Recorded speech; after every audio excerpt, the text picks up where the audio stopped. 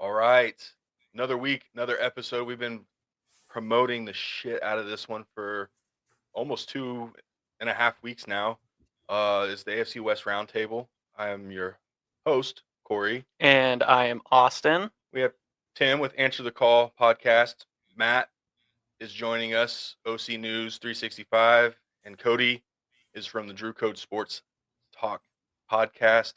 We all represent different teams of the AFC West.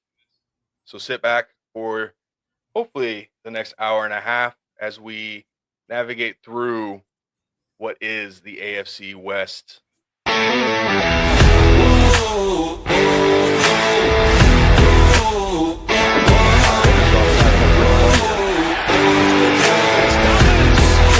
out. Looking for the rookie record. Ball tip and oh my gosh! The double deflection. Set up the screen instead of floated over the middle. Jump ball and it's Bowers down the sideline. The rookie from Georgia with the game's first score. Mahomes. Touchdown. Mahomes.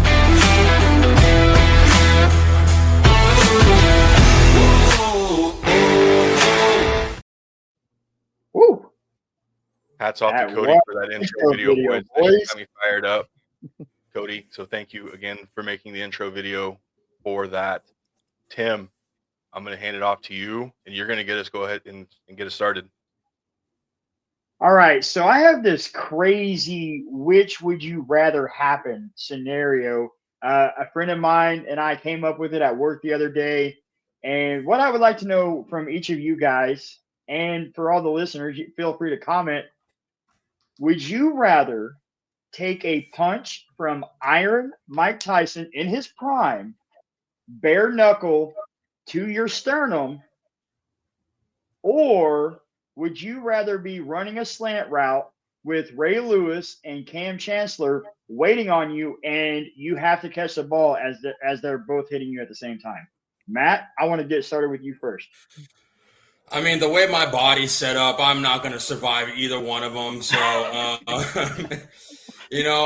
but I'm a football guy, so I'm going to take my chances on the gridiron and see if maybe, the hips got some action left in them and try and avoid that Ray Lewis and Cam Chancellor. But if not, VA claims are in my record, so I'm gonna go with that.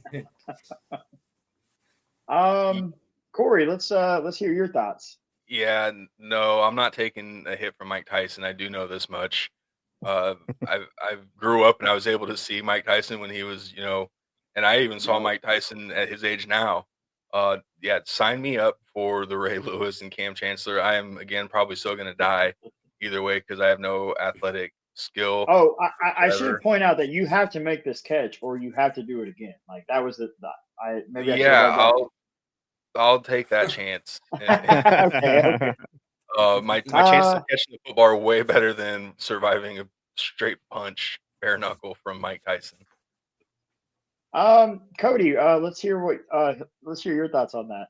So very much like Cory, there's no surviving a Mike Tyson punch straight up. So I think my survival chances would be terrible, but I would survive going across the middle against Cam Chandler and Ed Reed. And if I have to catch the ball or do it again, I'm either going to the hospital or I'm just not catching this ball. There's no way but there's no way you survive a Mike Tyson straight up. At 60 something years old, he nearly took the head off of Jake Paul. Prime Mike Tyson would be put away for murder, basically, for what he can do with his hands. So yeah, no, give me the over the middle catch. I'm doing the safe catch that you're able to do on Madden and NCAA. Oh, yeah. Just get in the fetal position right as they're coming. Yep. Just drop down. Yeah, they're probably not even going for the ball. They're going for you. So just get low and hopefully they run past you.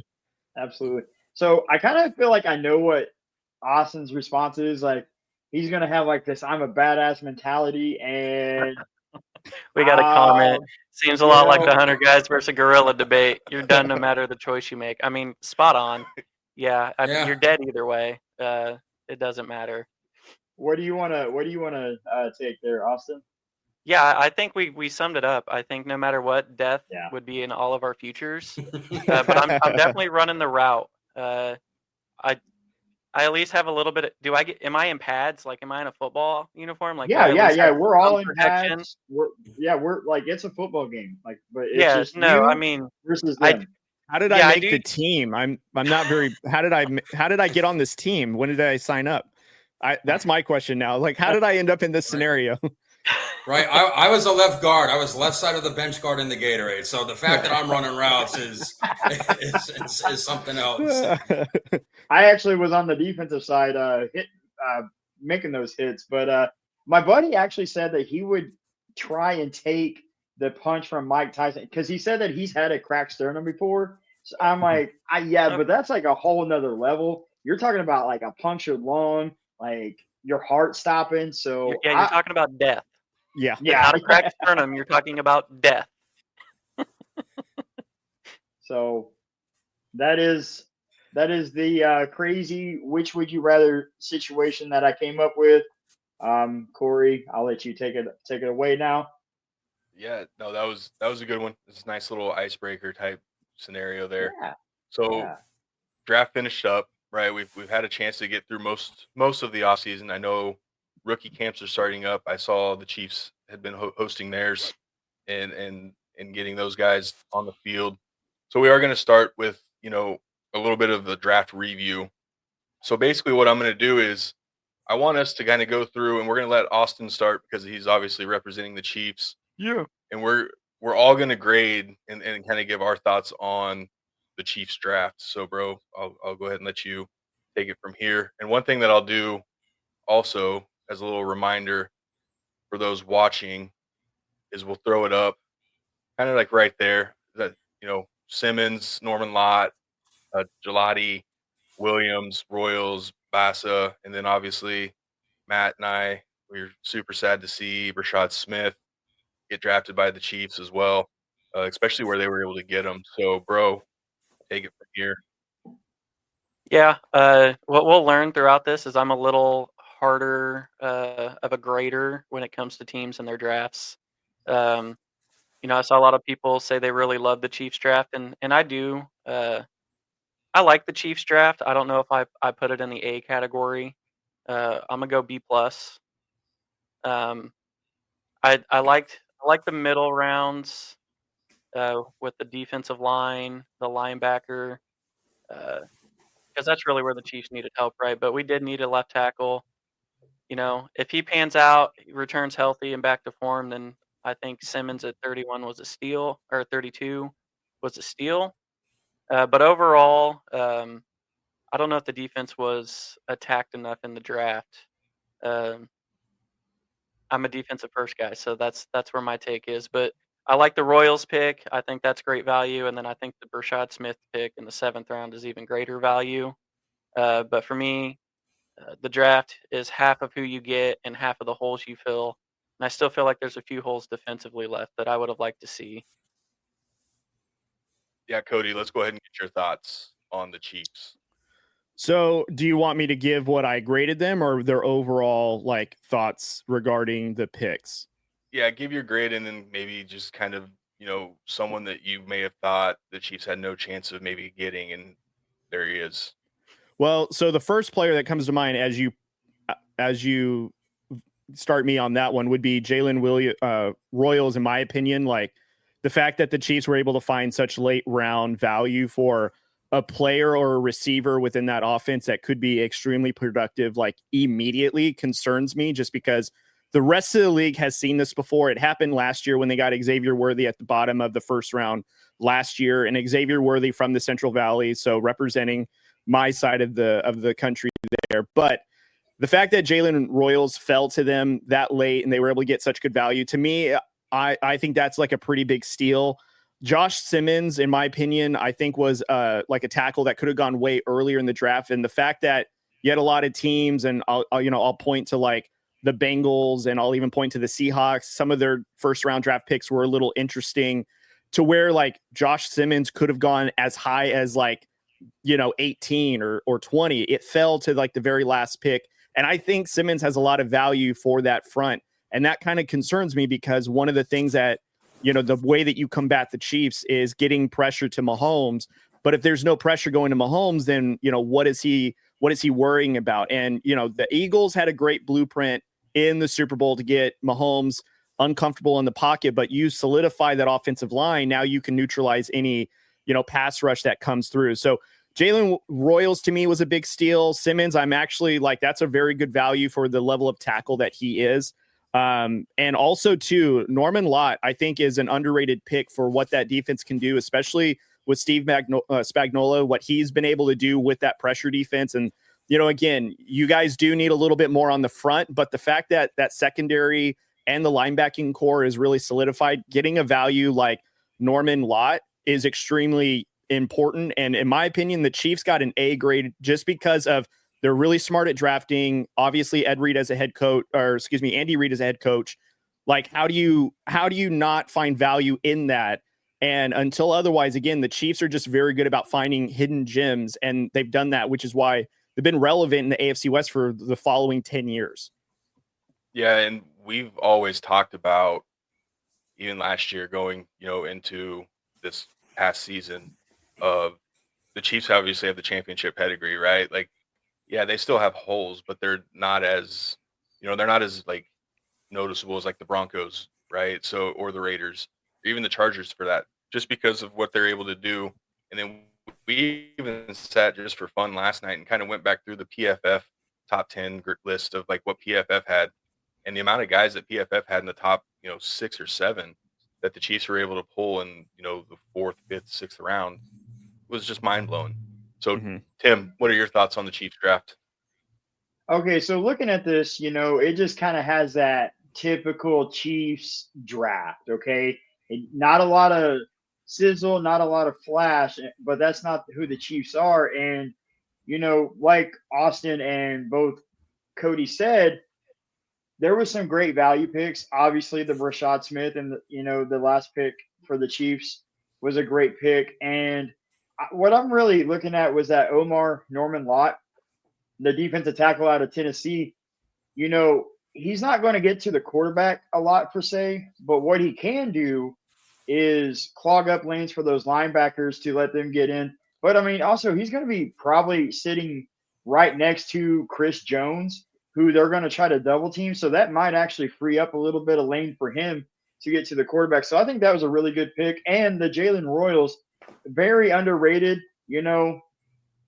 Patrick Mahomes doesn't need superstar wide receivers. He makes receivers. And, that's what great quarterbacks do.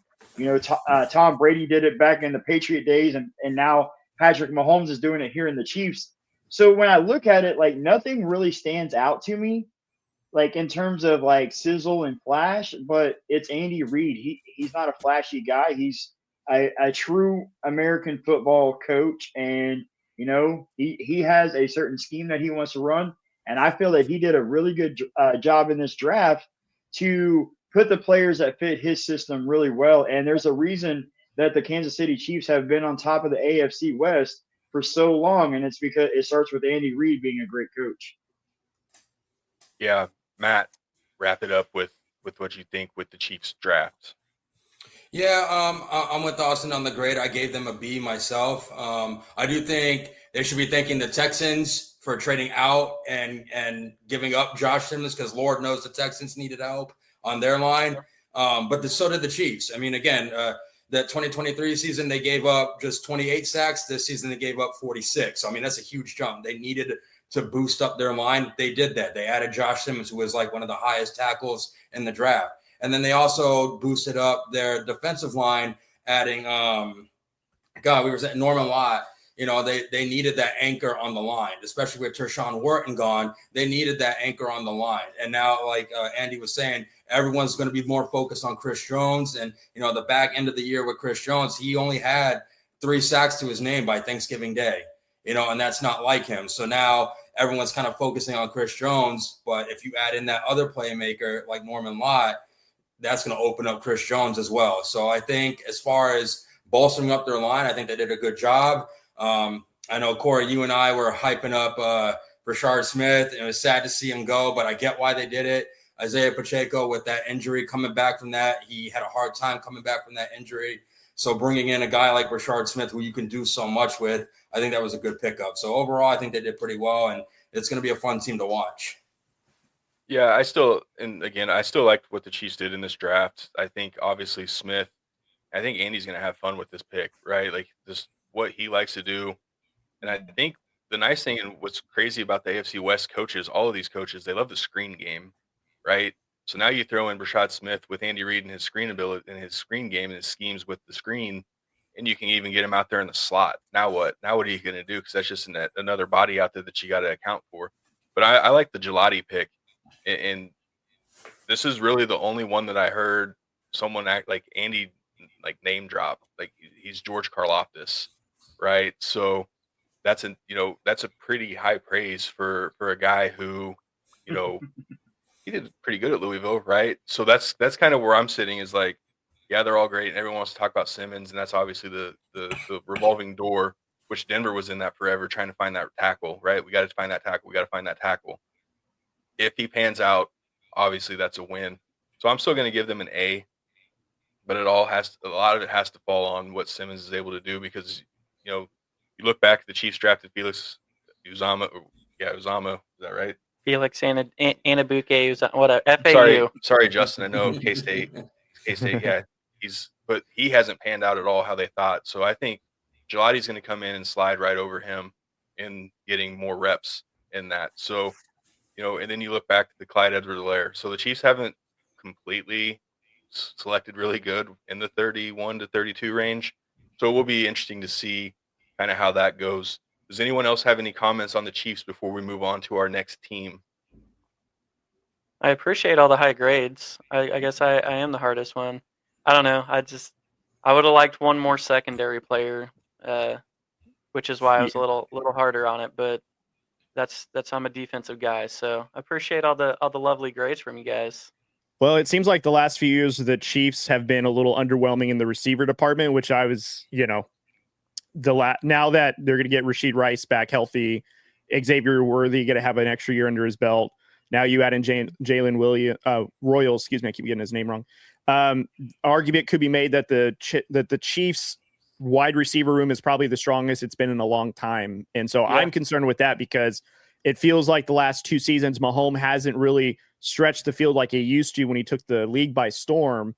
And my concern is now put Andy Reid with a high-powered offense and it's game over for the league. So, which is why I think respectively, besides the Chiefs, our other teams' drafts kind of really did lean a little bit on the defensive side to really protect and control that side of the field to not allow a lot of those over-the-top downhill throws, which Mahomes can do. And, again, the Chiefs probably have a lot to prove. And so I'm not trying to undersell the Chiefs. I'm not trying to hype them up. I'm just realistic with Andy Reid doesn't miss a lot on picks. He doesn't waste them for nothing. He doesn't trade them for any particular reason unless he finds value in you. So I can appreciate, Austin, you're a hard critic regarding the Chiefs, but I also don't want to undersell. I think the Chiefs are a lot stronger of a team, even on drafting, than people give them credit for. And that's why they've maintained their dominance for so long. Yeah, I agree. And we even still have Hollywood Brown. So I think the big part of with Royals is if you have that one or two injuries, you're not screwed anymore. So I do like that pick. They've been battle tested and injury riddled in the receiver room. So I think they're a little better off now for sure. It's going to be excited to see if we can get back to those early Mahomes days. So I hope not. I get it. Yeah, no, I hope not either. So let's move to the Chargers as we see here. Yeah. This is actually the one I'm actually most intrigued by just because I've had a chance to talk to you, Tim, and obviously I talked to my brother about thoughts on this and this draft. So again, I'm going to let you start it because you're representing the Chargers, and then we're going to go from Tim, and then we're going to go over here to the dude sitting next to me because this I'm actually really excited for this. So Tim, floor is yours. Okay, so first and foremost, Jim Harbaugh is creating a culture in LA. He runs a smash mouth style football. Now, with that said, I think the Chargers did a really good job overall. But I'm going to tell you this, the Omarion Hampton pick, Harbaugh was not expecting that at all. I think he was actually trying to go a different route. And then Hampton was just kind of sitting there at 22. And Harbaugh's like, dude, second best running back in the class just fell to us, and some even have him as the best overall back. He's more of a pass catching back than Ashton Genty is, but a player like Hampton just kind of falls in the lap to Harbaugh at 22, and that kind of really changed how the Chargers dictated the draft and went with the future draft picks on that, because I think they were trying to maybe go defense in the first round, but then Hampton landed there, and so they took him. Now they got that smash mouth. They signed Najee Harris in the offseason. Now they're pairing him, Amari Hampton with Najee Harris. That's going to be a dynamic duo in the backfield, maybe even electric. Who knows? But some of the picks that really are just kind of underrated picks for me that I got really excited on is, obviously the Trey Harris pick. And, I know Austin was a kind of a Trey Harris guy, but now he's probably going to have to root against him. And, but, 55th overall, Trey Harris going to the Chargers, pairing him up with Ladd McConkey, Justin Herbert at quarterback. And, Trey Harris can learn under a veteran like Mike Williams, who they brought back in the offseason. And I'm going to tell you another wide receiver, and that is Keandre Lambert-Smith. I thought that has like potential of being a sleeper pick, because he's really good at separation at the line of scrimmage from the corners, especially if they give him just a little bit of cushion. His first couple of steps are wicked. He has 4.37 speed. He's also the cousin of Cam Chancellor, so he's got that dog in him. So overall, I thought the Chargers did a really good job. But I mean, looking at it, they were attacking the offensive side, but then they kind of balanced it back with some defense. And I really like the Jamari Caldwell, the defensive tackle from Oregon. I actually thought he could possibly go in the mid-second round, and he kind of was one of those that fell to the Chargers as well. So as a Chargers fan, I'm really happy. But at the same time, I got to put, I got to kind of – those expectations are up here, but, I need to bring them down here because, it looks good on paper, but it's a whole different ballgame trying to put that paper on the field and actually dominate the field like they need to win the AFC West this year. So, but solid B+, A- draft grade for the Chargers. And the reason I don't go like a solid A is just because, I don't want to be biased. Let's be real.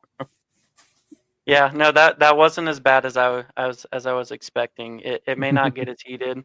I am still a Trey Harris guy, by the way. I do hate that he's on the Chargers, but as we all know, I had him as the best receiver in this draft, so that's obviously incredible value. I do like that pick for them. I do.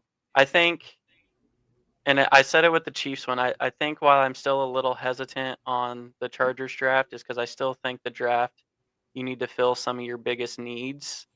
And maybe I missed a signing or something in the offseason where Chargers addressed their interior offensive line.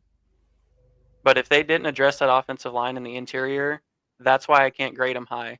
If you think about the one thing that slowed down the Chargers and Justin Herbert, it's Justin Herbert getting mauled up the middle, cracking ribs, hitting his thumb, doing something along those lines. To me, that was the absolute biggest need. And I don't think they drafted one at all.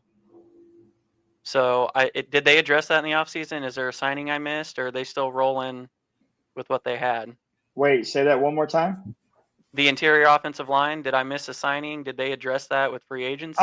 So, yeah, they did have Mekhi Becton, the offensive guard tackle from Philadelphia last season. They did sign him in the offseason.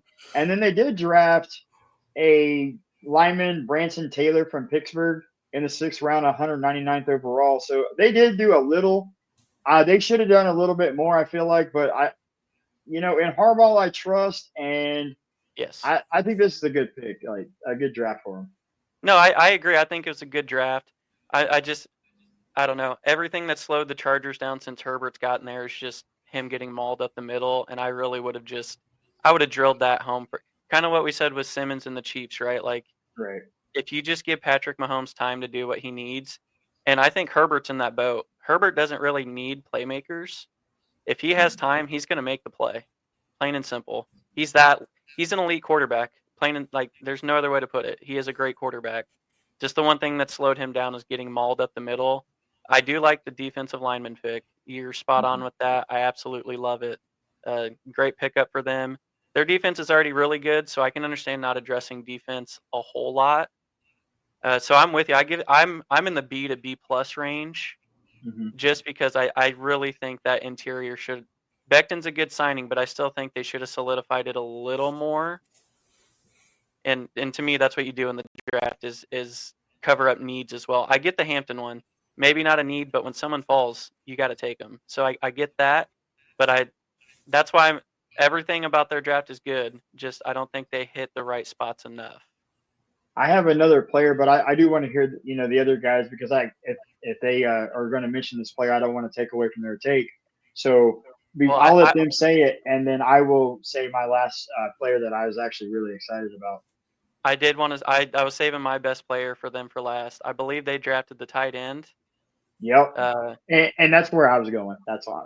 I loved him. I think we were looking at tight end rankings, and PFF didn't put him in the top 10. And I think I ended up having him like 7th or 8th because I absolutely loved him. Yeah. And I think that alone with that offense and Harbaugh, that pick more than even Hampton or Harris is going to come up more crucial. Probably middle to late season. I love the pick. So, yeah, that was my favorite pick by them outside of Trey Harris because obviously I was. Matt, give us your thoughts. Yeah, I thought the Chargers drafted really well in those first 2 rounds. Obviously Hampton was available. You want to take Hampton. You take your best available. Hampton was the best available for the Chargers at that point. Trey Harris was another good pickup. He was definitely in my top 5 receivers as well. Someone that I was actually really maybe this is the guy you were going to talk about was Jamar Caldwell from Oregon on their defensive line. I mean, they really needed help on their defense, especially in the interior. Because if you look at all the Chargers games, they were very inconsistent in their, in stopping the run. It was either they had a good first half, and it was very evident against the Ravens. Good first half. I think Derrick Henry only had 23 yards in the first half of that game. And then the next half, they just kind of forgot what to do. And Henry just ran all over the field and ended up rushing for over 100 yards. So I think the Chargers' run game was very inconsistent. So adding that big guy, Jamar Caldwell, adding him on the line, I think that was a great pickup. I think it was a very underrated pickup for them. He's not talked about much, but I think it was a good signing for them.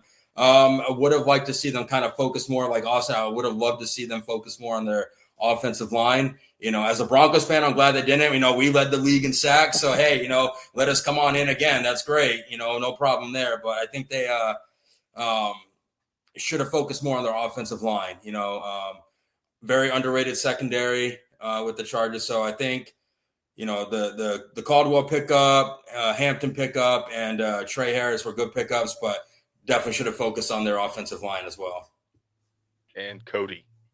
So if I had to give a grade to this, I would say it's a solid B, teetering to B plus. To me, the 2 hits for the Chargers were Omarion Hampton and for sure Trey Harris, just for the simple fact that the Chargers late in the season really leaning on Ladd McConkey, didn't really have any sort of outside receiver presence.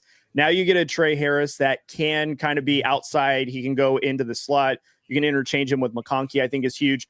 The Mike Williams re-signing, I got to be honest, I know that as Charger fans, you guys are in love with him. I don't know what all the hype is for Mike Williams. To me, he was an expensive first or second round pick that hasn't really panned out. He's had certain flashes, and every now and again he'll come out, but he just doesn't seem consistent to be, in my opinion, a receiver kind of a threat. He's productive, but really you're not going to get much out of him. So I think Harbaugh getting a Trey Harris really takes the pressure off of having to rely on a Mike Williams to go stretch the field. And also, I think another defensive pick for the Chargers that I think is a little underrated is the Kyle Kennard out of South Carolina. You're going to have him potentially opposite of Khalil Mack, learning under Khalil Mack. And, you want to talk about run stopping. They did that in the interior with the 3rd round pick that we just talked about. And you got Kennard in there. I think that's a little bit of an an underestimated one, in my opinion, to where that actually could bear fruit a little bit to the edges, especially if it's run stopping or you're really trying to put pressure out on the quarterback. You're coming from the outside, maybe on the blind side spot of the quarterback. So I think that was a good one. The offensive line for the Chargers, in my opinion, have really identified problems. Mikael Becton was a good signing. They also signed Andre James, who was a former Raider center. he was a big addition. Not to mention they still have Slater, they still have Joel Alt, so they've got a potential to have like a top 5 offensive line. And we'll see what it looks like, because if I'm not mistaken, last year the Chargers offensive line suffered with injuries, which is why we saw a lot of like the Chargers should have made a big jump, which they did because they obviously got into the wild card, but just couldn't break the glass ceiling, so to speak. And a lot of it was because there was no protection for Justin Herbert, as what we were talking about. So he can make a play given time, but you don't want him running for his life every single play, which is what it felt like he was doing towards the latter part of the season. But ultimately, though, for the Chargers specifically, I think a solid B to B plus is what I would grade their draft picks from this past draft. Real quick, you mentioned Mike Williams. Mike Williams isn't there to be the Mike Williams that they drafted him. He is quite literally kind of what you said. He's just there as a mentor for Trey Harris. They're kind of similar builds, and I like Mike Williams coming back to mentor the young receivers. So I don't expect Mike Williams to catch for 1,000 yards a season or lead the league in receiving or in touchdowns or catches for that matter. But what I do expect is him to be a really good mentor for even Ladd McConkey, in his second year, and Trey Harris, and even the tight end and the wide receiver that we got in the 5th round. So I think he'll be a good mentor, a good veteran leader, that veteran presence in the locker room. So really for me, that's what Mike Williams is to me. He's not going to be much of a factor in the passing game this season. My only pushback to that is if that was the case, if we were looking at for the Chargers to bring back a former Charger in the receiving room, I think there would have been better value with maybe going out there and getting a Keenan Allen, because he is a better route runner, better hands.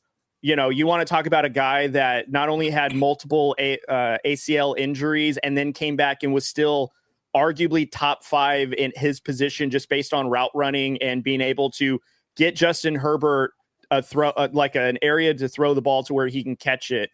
A guy I would have thought to bring into the receiving room to really mold and help bring up like the Chargers, the way in a sense. And I think, in my opinion, Keenan Allen is closer to a John Harbaugh kind of guy than Mike Williams, in my opinion. And again, I'm not in the Chargers world, but from the outside, I think Keenan Allen would have been a player I think would have served better in the receiver room than a Mike Williams. I understand like he's a mentor and all that to the guys, and I can respect that. I think Keenan Allen probably would have fit the bill then if that's all you're looking for as a guy to help these young wide receivers learn the game, timing. How does Herbert like to throw the ball? Where's the window at? Like Allen, in my opinion, would have been better served in that position. Oh, hey, I am one of the biggest Keenan Allen fans out there. And, I mean, there's still a chance that he does come back.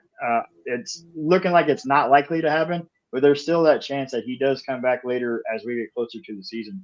So, yeah, and I think Keenan Allen's he has a little more left in the gas tank, where the money situation, his contract's probably a little more, where he's still probably looking for a 2, maybe even a 3-year deal, north of, I'm guessing probably in the 12 to 15 range as far as money goes. And the Chargers are probably like, well, not necessarily what we're able to do right now. So, yeah, I like him as a B+. It's one of those where I'm going to watch Omari and Hampton really closely, because that is one that Denver kind of, passed up on, which we all know that a lot of the mocks had Hampton to the Broncos at 20.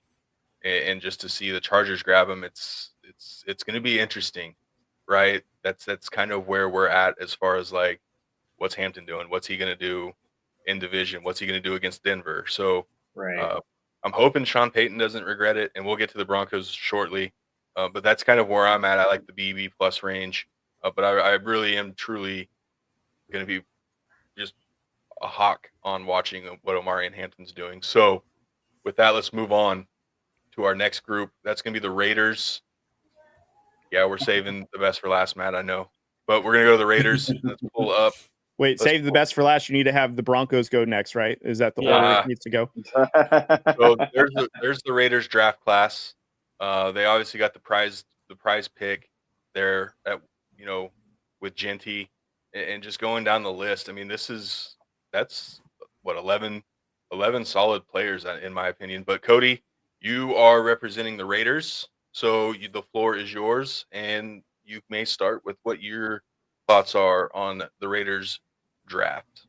So as much as I want to give them a solid A plus, multiple pluses behind that A, I think realistically, if I had to break down, obviously position of need, where I think John Spytek and Pete Carroll nailed it, maybe in my opinion, they might have missed it. I'm going to be realistic. I'm going to kind of keep it with the theme. They got a solid B. I'm not going B plus. I'm not going B minus. A firm B. Like, I love the picks. I love Genty, of course. I really feel like he's going to fit the offense really, really well. Would I have rather kind of gone a little bit more bully ball in terms of the defense? I would have loved to, but can't deny getting, a cornerback like Porter. I think he brings a lot of value, could be a day one starter. In the 4th round, we got those 2 offensive tackles back to back. That could be a plug and play.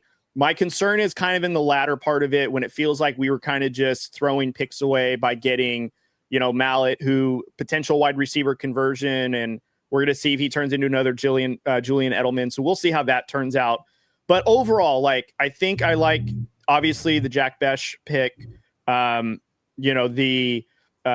The receiver out of Tennessee, his name is escaping me right now. I think that's an interesting one. I kind of don't like when we go to the old school Raiders thought of getting a really fast guy, having him run down the field, and then you throw the ball. I really feel like our football team needs to be methodical, really needs to, yes, he does need a new barber, no doubt. Really needs to be methodical, someone that's going to be able to keep the defense on their toes. Is it going to be a screenplay? Thankfully we got Brock Bowers. He's going to be a beast for many years. So I really think that there are some pieces that are complementary. Would I have much rather have gotten a little bit more depth at the offensive line position? Yes, I really think our linebacking position is a huge problem. I don't even think we really touched it in the draft, which is concerning because we really need a number one linebacking guy in that part of the field that's going to be able to direct the defense. And we got some pieces, we got Max Crosby, we got Christian Watson coming back from injury. Malcolm Kuntz. I can't even talk today. We got a lot of guys around the defensive ball that are going to come back and are going to be a big difference maker. And having Patrick Graham as the DC has really changed the Raiders defense. But some positions of need, I felt like we could have prioritized maybe some linebacker. We didn't even address safety, which is another problem. So there are some things I can nitpick a little bit, very similar to Austin. As much as I want to say we nailed it, we hit it out of the park. A lot of other, articles are saying the same thing. I agree, but I mean, what does that actually mean? Are they really going to hit, or does it look great on paper? I need to see what Pete Carroll instills. I need to see what this offensive looks like behind Chip Kelly. I need to see it all come together before I can say, oh yeah, we nailed it, because we've had several drafts in my lifetime as a Raiders fan where I came out of it oh, you guys, we're winning it all next year. We nailed it. And we weren't even close. Half the draft picks were a wash or whatever. And so I don't want to get too high on the draft picks, but I think it's a good start for John Spytek in the Pete Carroll era. Matt, you're up. Yeah. As far as the barber goes, there's someone in the Navy at Navy boot camp who cuts hair, and we call her the Dragon Lady. You guys can Google her. I would recommend her. She does a great job. She cut my hair. Name. Oh yeah. wait till you find out why. Whoa! Wait a minute. Just saying. Hold on. Just saying. Anyway, I'm with Cody though. I give him a solid B. I knew they were going to get Genty. I knew it. All the followers on my page, the Broncos fans, were saying, "Oh, they're gonna trade up and get Genty." I was like, "No, they're not. There's no way the Raiders are gonna pass them up, especially to us." So I expected that. I think that was a good pickup. But I'm with Cody. I think they really needed to, go after their secondary. They really needed that. They needed corners. They needed safeties. They needed to address their linebacker core. I think, Cody, you guys lost 2 linebackers this offseason, right? We did. Yep. We lost two big ones. Yep. Yep. You lost 2 linebackers. I think you did a good job, kind of building up your defensive line and your offensive line. I think that was a good job. But I mean, there was other opportunities to draft corners. There were some good corners late in the draft still available, and they just kept passing up on them. And again, I get the concept of you want to build up your line, you want to build up your offensive line, you want to build up your defensive line. But I mean, where you guys were getting torched the most was in the middle of the field and in the secondary. I mean, I think you missed out on that as far as developing your line and your run game. I think you guys knocked it out of the park as far as that goes. But I give them a B. Bro. Yeah, I just want to start out by saying just so people don't think I'm going to have any kind of hatred or anything. Like, I do hate the Raiders. And with that being said, I'm giving their draft an A+. And okay. I'm gonna tell you why. The Raiders are, and no disrespect, but the Raiders are a team where they're one of the few where they could just draft best available because not a lot of positions are solidified. Plain and simple. And I think the first 3 picks of Genty, Beck, and Porter, absolute home runs. And then I think doubling up on the tackles, even better.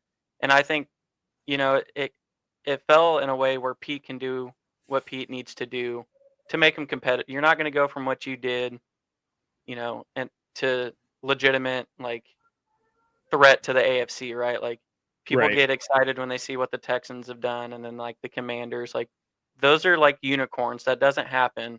And I think Pete was able to build inside out, work on the lines. Now you're working on the run game.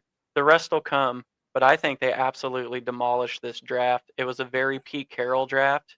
I think, doubling up offensive linemen, getting arguably one of the highest graded running backs to probably see the draft in a while, able to get that. And we know Pete, he'll use a bell cow. He's still one of those guys. He's going to touch the rock. So I think the Raiders nailed it. I don't think this immediately makes them a 14-win team. I don't think there's any draft that could have done that. But I think this is an absolutely incredible start to a rebuild for the Raiders to get back to relevancy. Honestly, their first 3 picks were home runs, and if you can say that about any team, it's great. It's a great draft. So, positional value or not, I felt a lot of times they took really what was best player available or roughly. So I think when a team does that and you have a roster like the Raiders do, it doesn't get better than that. So, yes, I hate the Raiders and I will never like them, but I absolutely love their draft. There are other things they probably could have addressed, absolutely. But you can only address so much in the draft when you have, unfortunately, as many positions open as you do. Right. And I think they're starting inside out, which is very Pete Carroll-like. And what he started with that inside out is – it has the makings of looking amazing. Now, I like you said, it could all end up being dog shit and not pan out. I get that, but right now on paper, just grading their draft, there's no way I would say anybody had a better draft than the Raiders. Damn it, Austin! Don't give me hope. Damn it! Don't do it.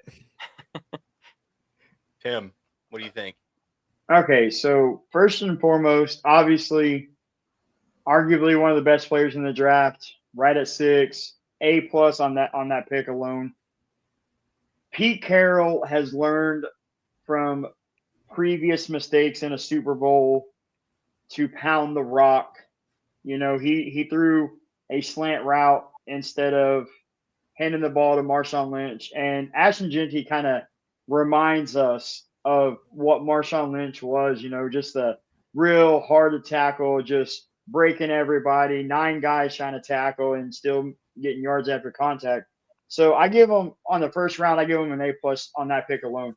Overall, I thought they had a really solid draft. And, the Jack Beck pick is a very underrated pick. Not a lot of people actually heard of him, even knew about him coming out of college at TCU. Prior to the Senior Bowl, I had him on my radar as one of the top receivers in this draft in terms of route running, sure hands, and he's going to get those the yards after catch. So I really like and the Porter pick, and so the first 3 absolutely.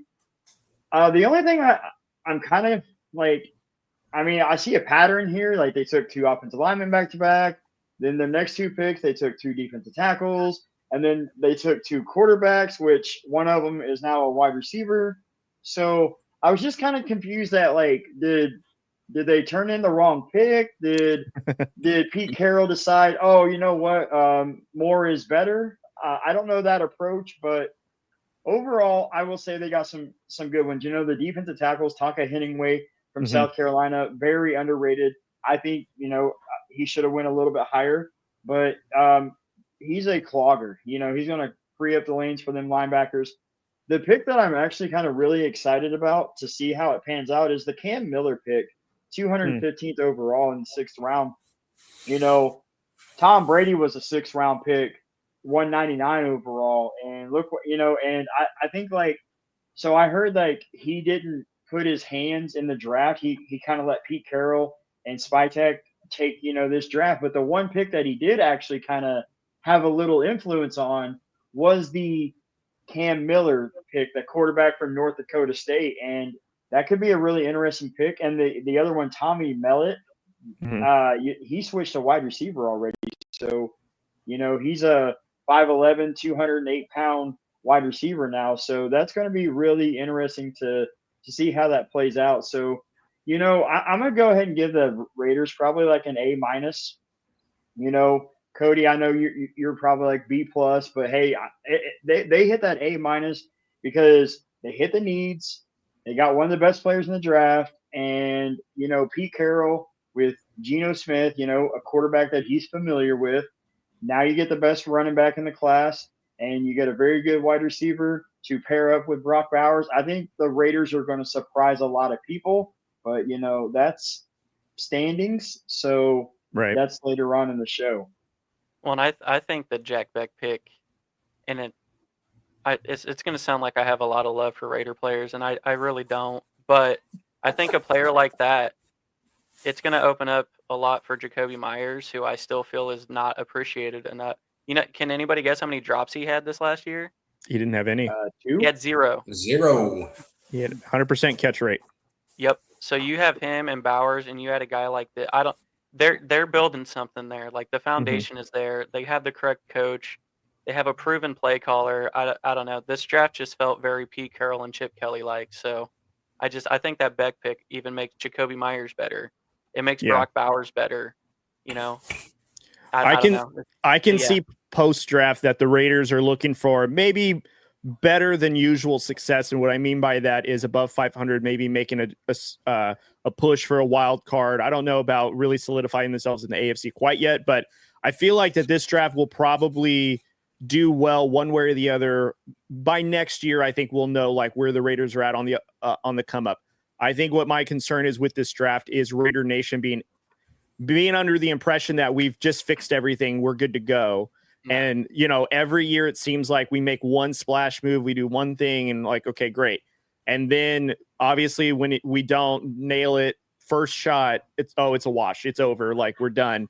And I think what I'm trying to taper back is we only have Pete Carroll for 3 seasons, according to his agreement, and then who knows who our coach is following that. And he's trying to build in the foundation, but can Raiders and the organization let this foundation set enough to where we actually see it grow and actually bear fruit? Because that's what I'm concerned with. And Mark Davis, again, 3rd head coach in 3 years or fourth head coach in 3 years. We need to have some sort of consistency and trust whoever this upper leadership is. And for the most part, I'm satisfied with the draft. I just need to see what it looks like now on the field. Do I think that we'll be able to run any of the AFC West out of the gym or out of the field? No. But do I think we have a better shot than we did last year? Yeah, I think we've done at least that much. Yeah, and I'm gonna say the Raiders did, of the 4 teams, I think the Raiders had the best draft. Not only did you get your running back, but what's the best way of beating the Chiefs? Running the football, keeping Patrick Mahomes off the field, right? So now you have that guy. You have that. He's going to be able to get the 20 to 25 carries. Pete might even say, hey, buckle up. You might get 30, right? Because, again, we don't know what Geno's going to be like. And I still think Geno's a serviceable quarterback, but you don't know. It's going to help him to have a running back, but it's also going to help Genty to have a veteran like Geno Smith to kind of guide him along the way. One thing is the Raiders did get Mello Dotson from KU as an undrafted guy. So, I mean, I do think he makes your team. I don't know if he plays right away, but I wouldn't be surprised if he was able to maybe solidify into a starting slot corner or even an outside guy. So that's just my 2 cents on Mello Dotson. But, yeah, I think the Raiders, of all 4 of these teams, I think the Raiders did have the best draft. Yeah, and I think Mello Dotson, no matter production or even how good he is, he kind of has a little bit of that old school Raider mentality. To at the very least, he's going to be a good dude to have around. Smaller guy, but he plays big, and I think that alone is why he'll make the roster. It's going to be kind of a Pete guy, kind of the maybe not the greatest player, but you got that dog in you. Like you have a little bit of that nasty Raider from the Raider heydays, So I think undrafted players are making it more and more now, and I think he's a big one for the Raiders. Yeah. Yeah. So, now is the time. Obviously, as I said, we save the best for last. Of course, for me and Matt, and there's 2 Bronco fans in here, so we outrule you guys. So it's the only Bronco fans around. Well, True. so there's Denver's class. I have lots of thoughts on this, but Matt, you're representing the Broncos on this. I'll still go last. So we'll start with Matt, and then we'll go Cody after Matt. Yeah, so honestly, I think of the 4 teams, I'm very harsh on the Broncos. I think they did the worst. I don't necessarily hate the draft, but I wasn't like over the moon about it. By the time they got to pick 20 and everything that was still left on the table, with Judkins and Henderson, Hampton, even Dylan Sampson, Matthew Golden, Trey Harris, all this talent that Denver really needed on their offense was still on the table. And they went with Jahdae Barron. Now, not a bad pick. He was rated the number 1 corner by PFF. Not a bad pick at all. But I think cornerback could have waited until like maybe the 3rd or 4th round, So I was very kind of like, again, it wasn't something I was like hating, but I wasn't over the moon about it. I thought that could have waited. And then the fact that they went back-to-back edge rushers and they weren't even like prolific edge rushers. These are developmental prospects. And if you look at, what's his name? Q, the kid from, that guy. Q Robinson. Yeah, Q Robinson.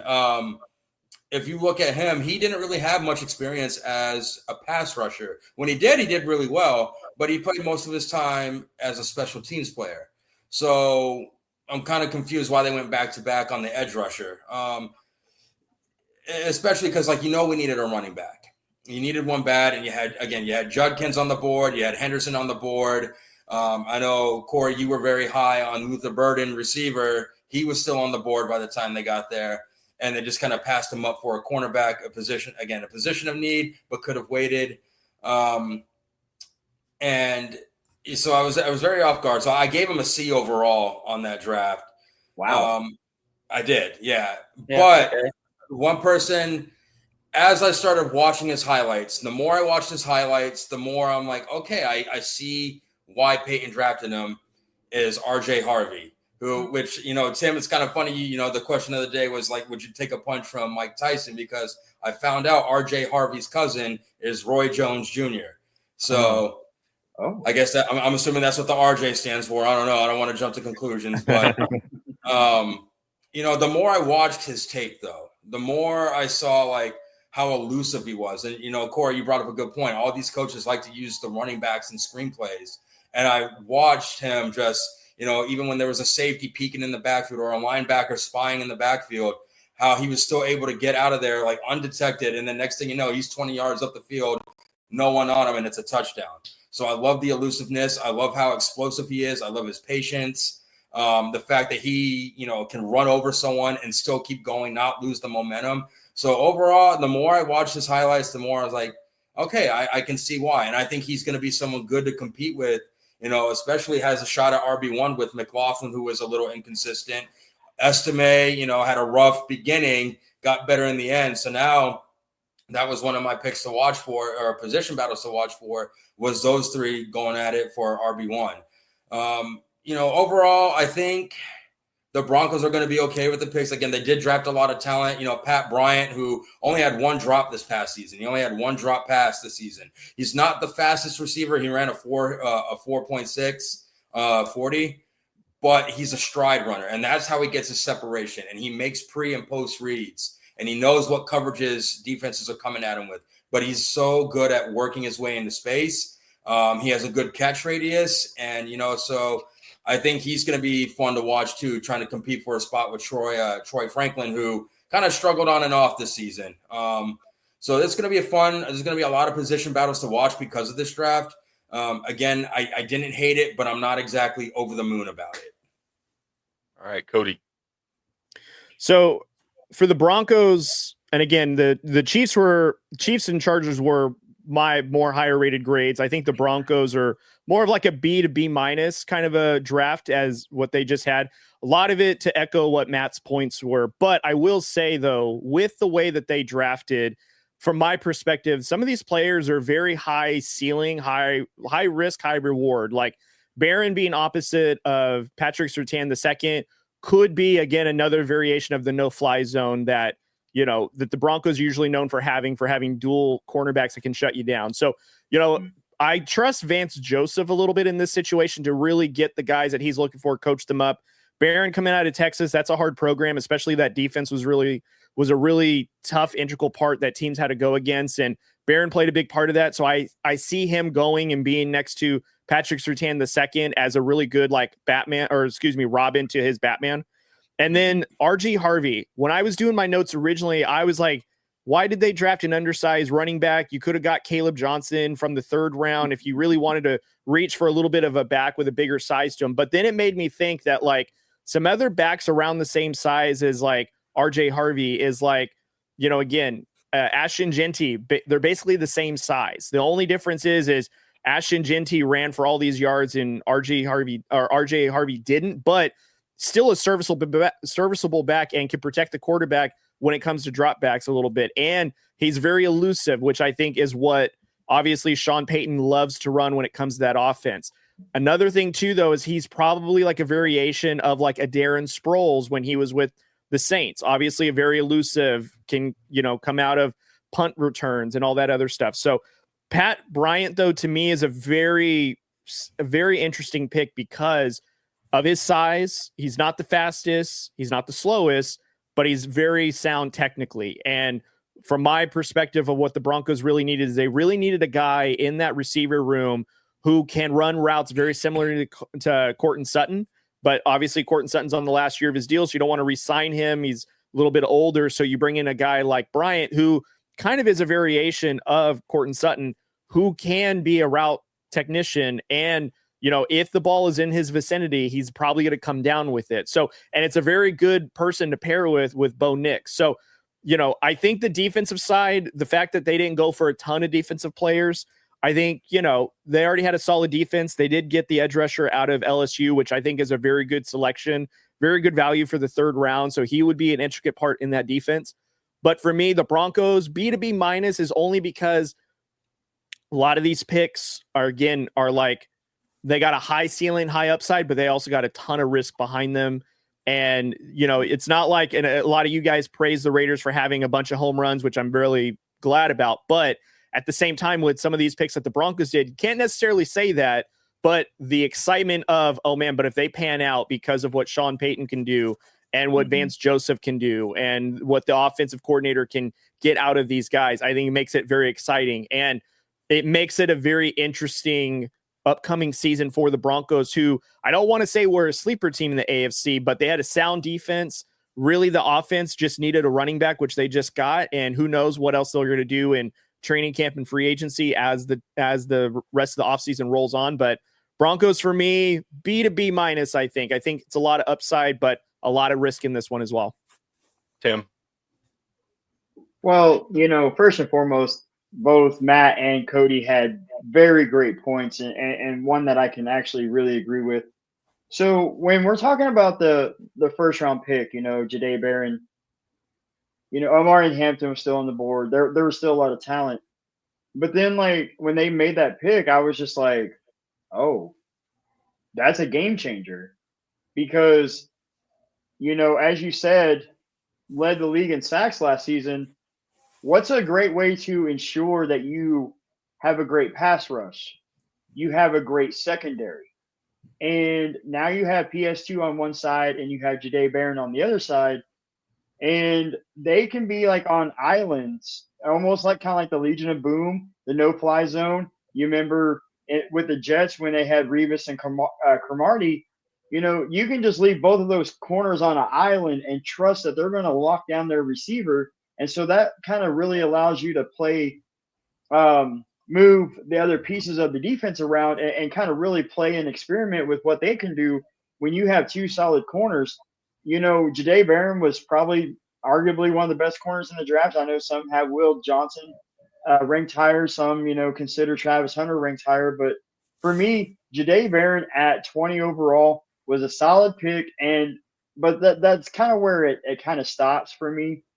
The RJ Harvey kind of was a good pick, but I just kind of really felt like they could have got better value, in the second round than the RJ Harvey pick. But, one thing that we have learned with Sean Payton is he has a certain style that he likes to run, and he drafts players for his system, and they work. I mean, because coming out of college, yeah, Alvin Kamara was, kind of talked about, but he kind of wasn't at the same time. And then he went to the Saints and he became this great back. So I don't know if RJ Harvey is going to be quite the Alvin Kamara, but if they can get any kind of production out of him and to help take pressure off of Bo Nix, then I think the Broncos will still be in a similar situation that they were in last season and, playoffs and all that. But I got to give them probably like a B minus. And just because – like some of these were like the head scratchers. And I mean, I guess they needed a punter. They took one in the 6th round. I don't know. The Pat Bryant was, it kind of has some underrated value. He is a big body wide receiver like the other two have said. But overall, the only pick that really gets me excited was the Jahdae Barron. But I mean, as a Chargers fan, I don't want to see it.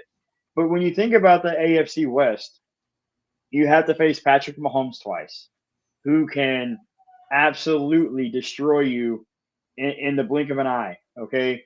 You have Justin Herbert, who now has weapons. So what better way to counter that than to get the Jahdae Barron? And so that was like, I give that pick an A minus, but overall it's probably a B minus grade for me. And I would just like to have seen them kind of attack a little bit better.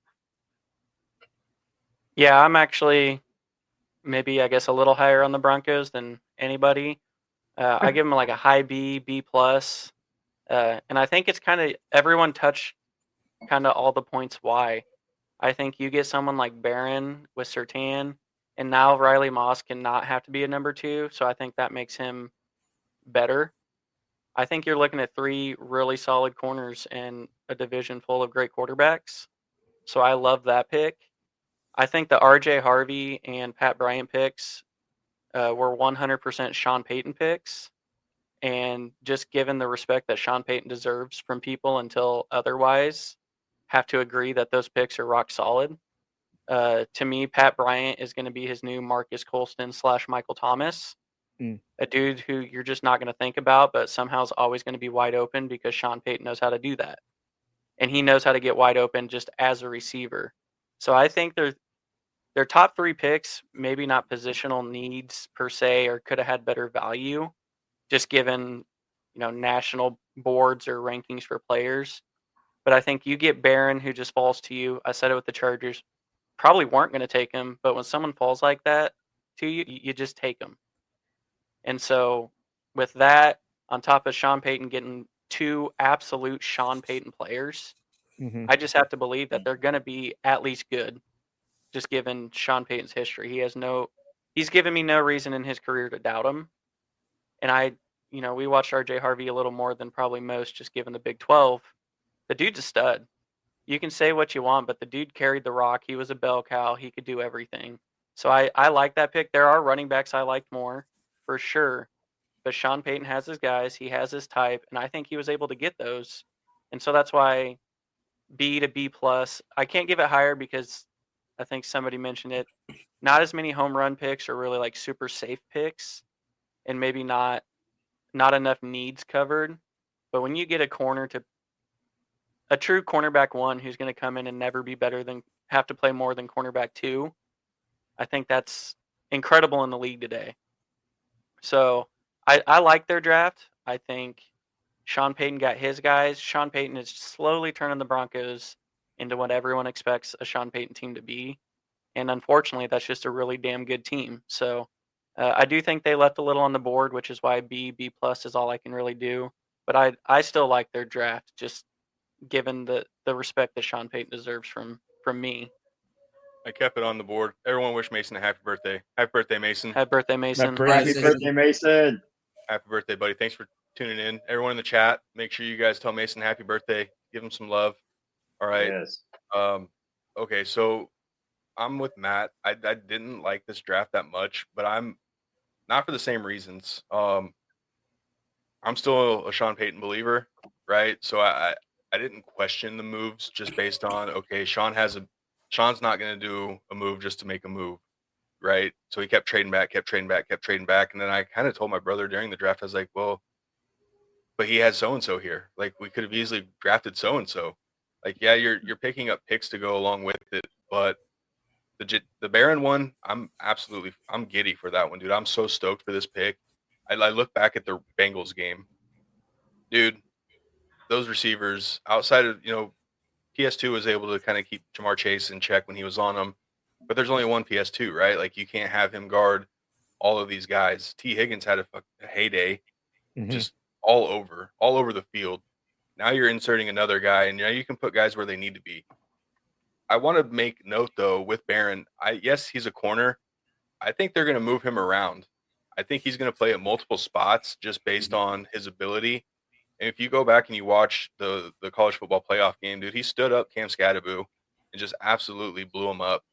And I think that's kind of the part I bet. And I'm, again, no inside knowledge, but I bet that's the game that Vance Joseph and Sean Payton and those guys were watching. And they wrote like, yes, we absolutely need this guy on our defense. So yes, he's a corner, but don't be surprised if you see him line up in the box, and he's going to be that run guy. He's going to be able to, set the tone, right? Like we were looking for those guys to set the tone. But I'm going C on this draft as well. I'm still not sold on RJ Harvey. I get it. We needed a running back, and there's so many other running backs that you could have gotten over this guy that would have got me a little more stoked.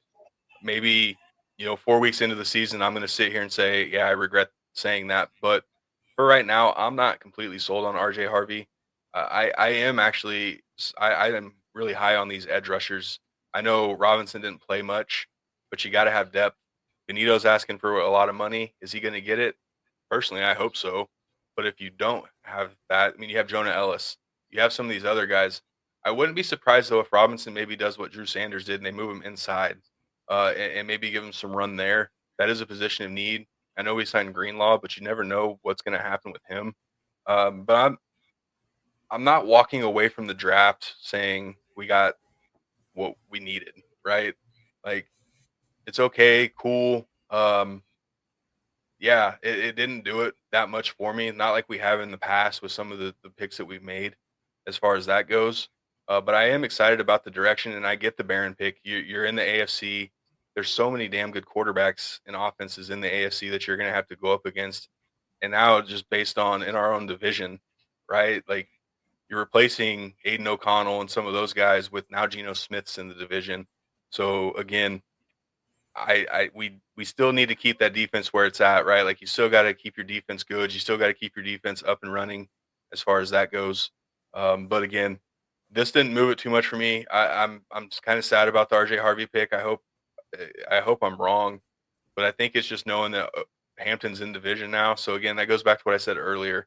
Now I'm going to have to keep an eye on what Hampton's doing. And as a Broncos fan, or Bronco fans in general, are always going to look, what's RJ Harvey doing? What's Amarian Hampton doing?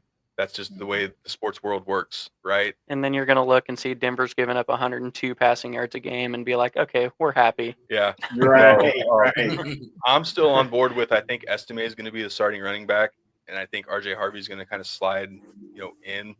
But I'm higher on Estime than some. I wish he would have gotten more run last year. But again, that's kind of where it's at as far as the draft grade goes. So that's going to wrap it up for our draft grades. I am extremely happy with how that segment went. Boys, nice job. And we kept it civil, right? We kept it civil. We had this guy over here saying, we're not done. We're just getting warmed up. All right. Yeah. We're just No, I was about to talk some shit on the Raiders. I was going to say, hey, the Raiders finally won something. Like, they won our draft grade. Hey, we got a couple of questions coming up about KC, so this is going to get a bit of a bloodbath here. Yeah. We do. So, but for the first segment, obviously the Raiders win this segment. So again, we should have had a little trophy, like a little banner, Little Mark Davis haircut. Little Mark Davis wig. little Mark Davis wig.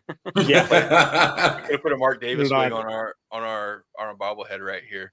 So let's move on. Okay, again, we still got some topics to talk about, and we're rolling strong. Thanks everybody in the chat again. Love the interactions we have going on in there. I'll try to get the messages up as we can, but I don't want to kind of disrupt what we have the flow going so far. So we talked about the draft. Now let's talk about, who's under the most pressure. Obviously now we got 4 legit head coaches. You bring in Pete Carroll. I don't know. I can't speak for the other guys, but this is a Pete Carroll fan club, and we were absolutely torn and so sad. I'm so hurt. We were so hurt. We were like, Pete, how could you do this to us, man? So that poses a question. So which team? It doesn't necessarily have to be the team. We can go even individual. If you're having a hard time thinking of team, we can go individual. Matt, I'm going to go ahead and let you start with which team's under the most pressure. So I actually went with the Raiders on this one, and here's why. Because can Pete Carroll and Geno Smith revitalize that entire organization? I know, Cody, the last time we were with the Shovicks, you and I talked about, how they got to where they are, starting with the John Gruden emails and then Rich Bisaccia. We talked to how they got to the position they're in now. So now it's like, can Pete Carroll and Geno Smith revitalize Vegas? Can they revitalize that organization? Because right now the Raiders are exactly what they describe themselves as, a black hole. That's what they are. I always said the Raiders and the Marines are alike. Their fan base is the few and the proud. So, I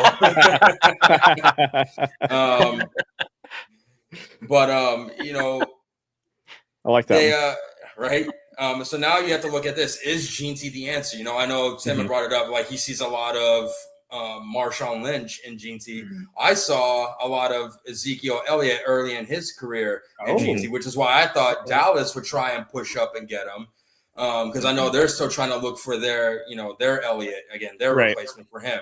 So, now is Gene-T the answer? And then can he stay healthy? Can Brock Bowers be consistent? He broke Mike Ditka's record that stood for 40, 50 years in the league. And he did it in 1 year. So he broke that record. So it's like, now again, the most pressure is, can Pete Carroll turn that organization around? Is Geno Smith the quarterback for the Raiders? Is Gene-T the answer to most of their problems on the offense? And, again, how good is Brock Bowers going to be? Is he going to go into that sophomore slump? Or is he going to be one of those prolific tight ends that, the AFC West is just really known for their tight ends, even when they had Darren Waller, Waller, Hunter Henry, Travis Kelce. At one point, we had Julius Thomas, and to this day will still be Denver's best tight end since Shannon Sharp. And now we have Evan Ingram, so now you have a league full of young quarterbacks, minus Geno Smith, who's a little bit older, young quarterbacks.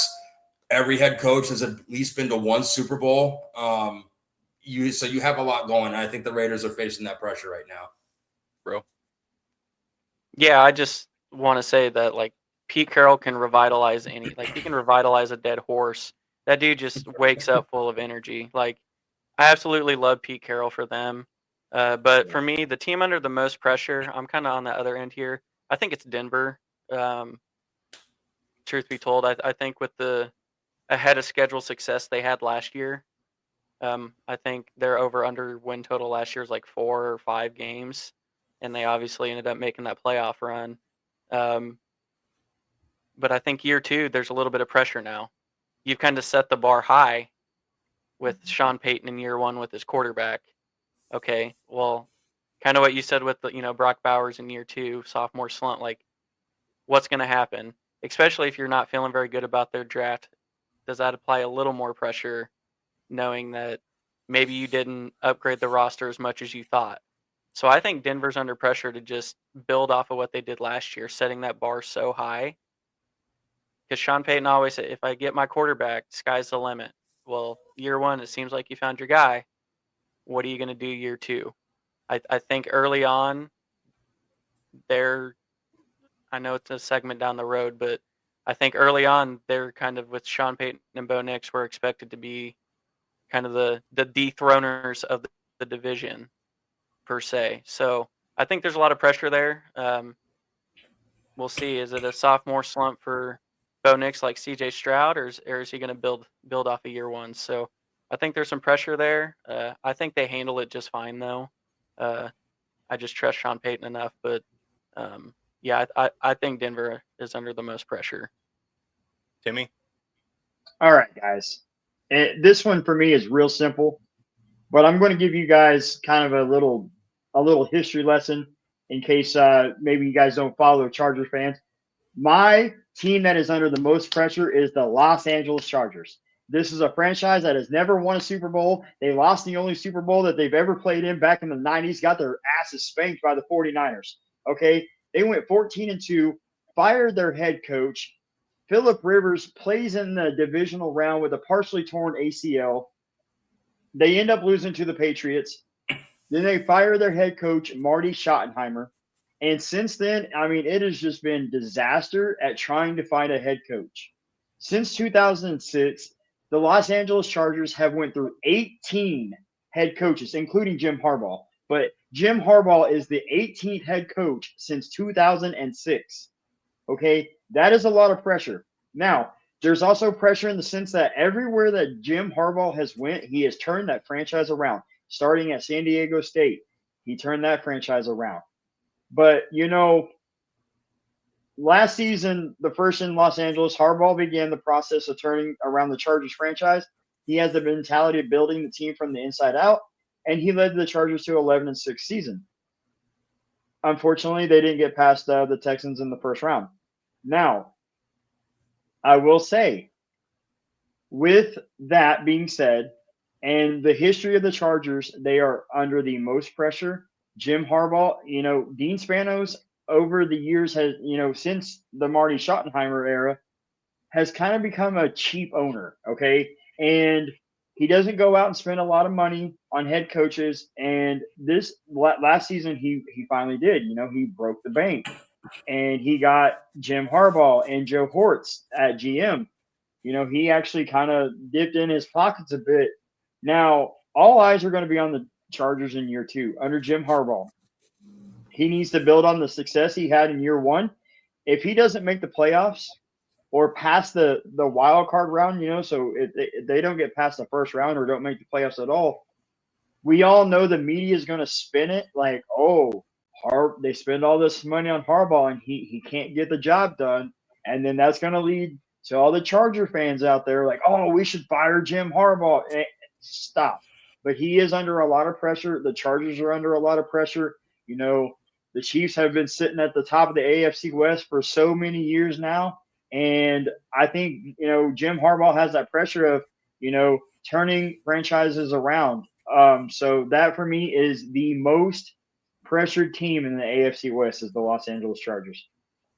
Cheap ownership. It could be a good fit here in St. Louis. I'm telling you. It would be a perfect fit here in St. Louis with everyone talking about the Cardinals ownership here in St. Louis. So, Cody. So I'm going to say why the teams that just spoke, I don't think have the most pressure other than the one that I'm going to talk about. So the Raiders, I think the reason why there's not that much pressure, sure, Pete Carroll coming in, he's the most experienced head coach the Raiders have ever hired in a long time. But I think the reason why expectations and the pressure is low is because we just got rid of a first-time head coach in AP the last season. We also are coming out of an abysmal 2 seasons that we had with Josh McDaniels. And in fact, it was a season and a half. It didn't even last 2 full seasons. So I think, in my opinion, the expectations for the Raiders is on the floor. We had a decent draft. Let's see what we do. No pressure. We're not going anywhere anytime soon. For the Chargers, I think you guys have rich problems, which is like you guys just spent a bunch of money to get Jim Harbaugh, who was a guy that you guys campaigned for. You got him. He, to your credit, he is known for getting teams into prosperity. In Michigan, it took him a while. I think it took 8 seasons for him to even get to the national championship before he won it. And it really kind of solidified that he's a good head coach. He got San Francisco to 1 Super Bowl during his tenure. I think the Chargers, though, you guys basically were a very good team ran by a bad coach, but you brought in a good coach and the team ran, it looks like, just fine. I think I can make a better case that Justin Herbert is under more pressure than the Chargers team in general, just because Herbert needs to prove if he's top 5 or top 10 in the league? And is he a difference maker for that team? I can make a better argument for that than the Chargers team as a whole. Okay. Hey, I can respect that. For the Broncos, very much like what Cory had said and Matt, what you had said, Broncos overachieved. They were supposed to only win 4 games. They doubled that, got into the wild card, and came too soon. I think expectations are then, okay, let's see where we rank in the AFC rather than like, okay, we're at the top of the AFC. Because even against the Chiefs, the defense stood tall, but still you can tell the coaching separated it. Andy Reid's coaching separated the difference between the two teams, even when they went head-to-head. And I'm not even talking about the last regular season game because that was with a bunch of substitutes. I'm really just talking about head-to-head matchups when it's on the line. Andy Reid is the best head coach when it comes to last-minute plays and out-coaching you. In my opinion, the Chiefs are the most pressured team coming into the season because of losing the Super Bowl to the Eagles. Also, too, like you have Travis Kelce coming back who was going to retire. Now he's good to come back. You guys went through a very good draft. I'm actually very high on your guys' draft. But now that there was essentially like a chink in the armor, so to speak, and I think the fashion that the Chiefs lost in the Super Bowl is really prevalent because the question should be now, is there going to be a Super Bowl hangover for the Chiefs? Like, has the league now caught up to the Chiefs when it comes to pressure defense, when it comes to what they do for pass protection? Like, did the league now catch up to where the Chiefs are a little bit neutralized now? I don't think the Chiefs are going to go 15-2. Do I think they're going to be running the AFC? I do, but I think they have the most pressure because can they get back to prosperity or did they fall completely off the mountaintop? And my big question too, leading into the Super Bowl was if, let's say, Andy Reid and them did win the Super Bowl, then do all the Chiefs players that are ready to leave, do they retire? Like, does Andy Reid want to keep coaching? Does Travis Kelce finally retire? How much longer does Patrick Mahomes want to play? But now that they lost, it brings in different problems of like, can they do it again? And I don't know, because now you've gone through 6 seasons consecutive where you're playing all the way into February. Can they put it all together now? Or has the league caught up and now the Chiefs are going to be right in the thick of it with everyone? So in my opinion, the Chiefs have the most pressure coming into this season. Okay. Yeah, and I'm actually, those are great points, but just following the Chiefs, I actually think that ass beating was the best thing that could happen to them. And like you said, we've played deep in the playoffs so long, and we've already won our mountain of Super Bowls. I still think we're playing with house money at this point. I actually don't think there is an ounce of pressure in Kansas City. Like at this point, we had a nice run, but that Super Bowl ass beating, I think, refocuses them. It's kind of the same thing with that Bucs Super Bowl. Like, okay, we're not invisible. Mm-hmm. We actually got to show up a little bit and focus a little bit more. Now, all your points I agree with, that there probably is some of that pressure applied, right? Like outside noise exists. Mm-hmm. You do want to be on the top. Are you a little worried that the top is now a little lower? Right. So I agree with those points, but I'm on the other end with the Chiefs. I think that ass beat, the way they lost, mm-hmm. I think it's going to be the same thing that the Buccaneers Super Bowl beatdown did. It's going to refocus them. They addressed the needs from what they saw in that Super Bowl, and I actually think it refocused them a little bit. Yeah, I am still sticking with the Raiders, and here's why. Just based on, you have a very impatient owner, right? Yeah. And I think you guys kind of have that going against you as far as, I don't think he fires Pete after year 1, but if the results aren't there that he wants to see, so let's say I personally think adding Pete Carroll and Chip Kelly that's like 2 or 3 extra wins right there that you wouldn't have won last year, right? So now you close that gap a little bit. But is winning 6 or 7 games this season, is that enough for Mark Davis to say yes? Or is it more of like, hey, you got to get this figured out now, or we got to do something? I think he panics, right? Is it because he's in Vegas? Is it because I don't know. It's the fan base dictates what he does, and to prove further your point, Cory, when we had Rich Bisaccia, fans were like, let's give Rich Bisaccia a chance. We went with Josh McDaniels and Dave Ziegler out of the Patriots because they just came off of a Super Bowl victory. We were riding high thinking, okay, we're ready to take a Super Bowl leap because we had just beaten. Sorry to bring this up, Tim. We beat the Chargers to get into the playoffs. And we had lost to the eventual representation of the AFC West. We didn't get Pasaccio. We get Josh McDaniels. We're thinking, Patriots way, we're going to be a championship caliber team. Then it falls by the wayside. We hire AP because when he took over, we looked way better, stronger defense. That was, again, a Raiders fan hire. Like, we're all right with AP. The wheels fell off by week 7. And he didn't even make it. He made it through the end of the season, but then there was internal rumblings about, he'll be back for a second season. We don't know if he'll be back for a second season. And a lot of that was because Raider Nation was upset by the way AP had coached the team and how they had looked, considering what they saw the half season that he filled in.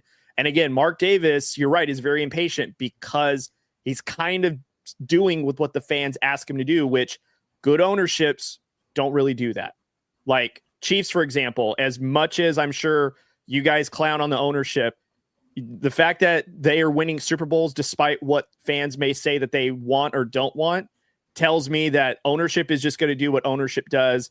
Mark Davis is a guy that's kind of leading by his emotions. How does the fans take this? How do the fans take that? So not to hijack your point, Cory, but I did want to emphasize, to your credit, he is very impatient.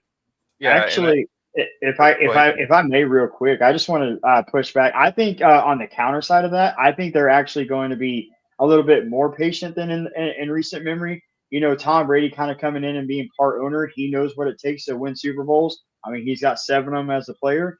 I think he'll tell Mark Davis hey, let's chill out. Pete Carroll's a Super Bowl winning coach. He took the Seahawks to back-to-back Super Bowls. He knows what it takes to get it done. And I think Tom Brady kind of mellows out Mark Davis just a bit there. Yeah, and I think Pete's a smart enough guy. That had to be a conversation when him and Davis would speak, right, before hiring him. Pete would have had to been like, hey, be patient with me. This isn't an overnight thing. So that had to be already brought up to Mark Davis, right? The only way you're getting Pete Carroll is if you agree when Pete Carroll says, give me a couple years. Right. Now, again, results and stuff on the field can change that, but I have to think up front, Mark Davis and Pete Carroll had a conversation of saying, give me time. This isn't an overnight job. So again, it's Mark Davis who knows, but that had to be a conversation, and that had to be what really got Pete there, was knowing that he might actually be patient with me since we talked about it. Yeah. Cory, go ahead and finish your point, bud. Sorry. Yeah, no, you guys, that's what we were shooting for here. But yeah, and I get your point of Tom Brady being there, but at the end of the day, Mark Davis is the billionaire, and it's still kind of his show. Yeah, he may listen to Tom Brady to an extent, but I still think with it being his organization, his being the majority guy, history does repeat itself a little bit, and I hope not, because I'd hate to see Pete go out like that, honestly, for being coveted coach that he is. I was harsh. That's kind of why I didn't want to see him go to the Raiders, honestly, just based on how the ownership is there. Maybe, and I could be completely wrong, and you could be spot on with the whole Tom Brady mellowing things out. But I look at it as he didn't really give AP a chance, made him think he was going to come back, let him do the end of season press conference, let him do all this just to turn around 2 days later and say, we're going in a different direction. That doesn't send a very good message to your locker room either.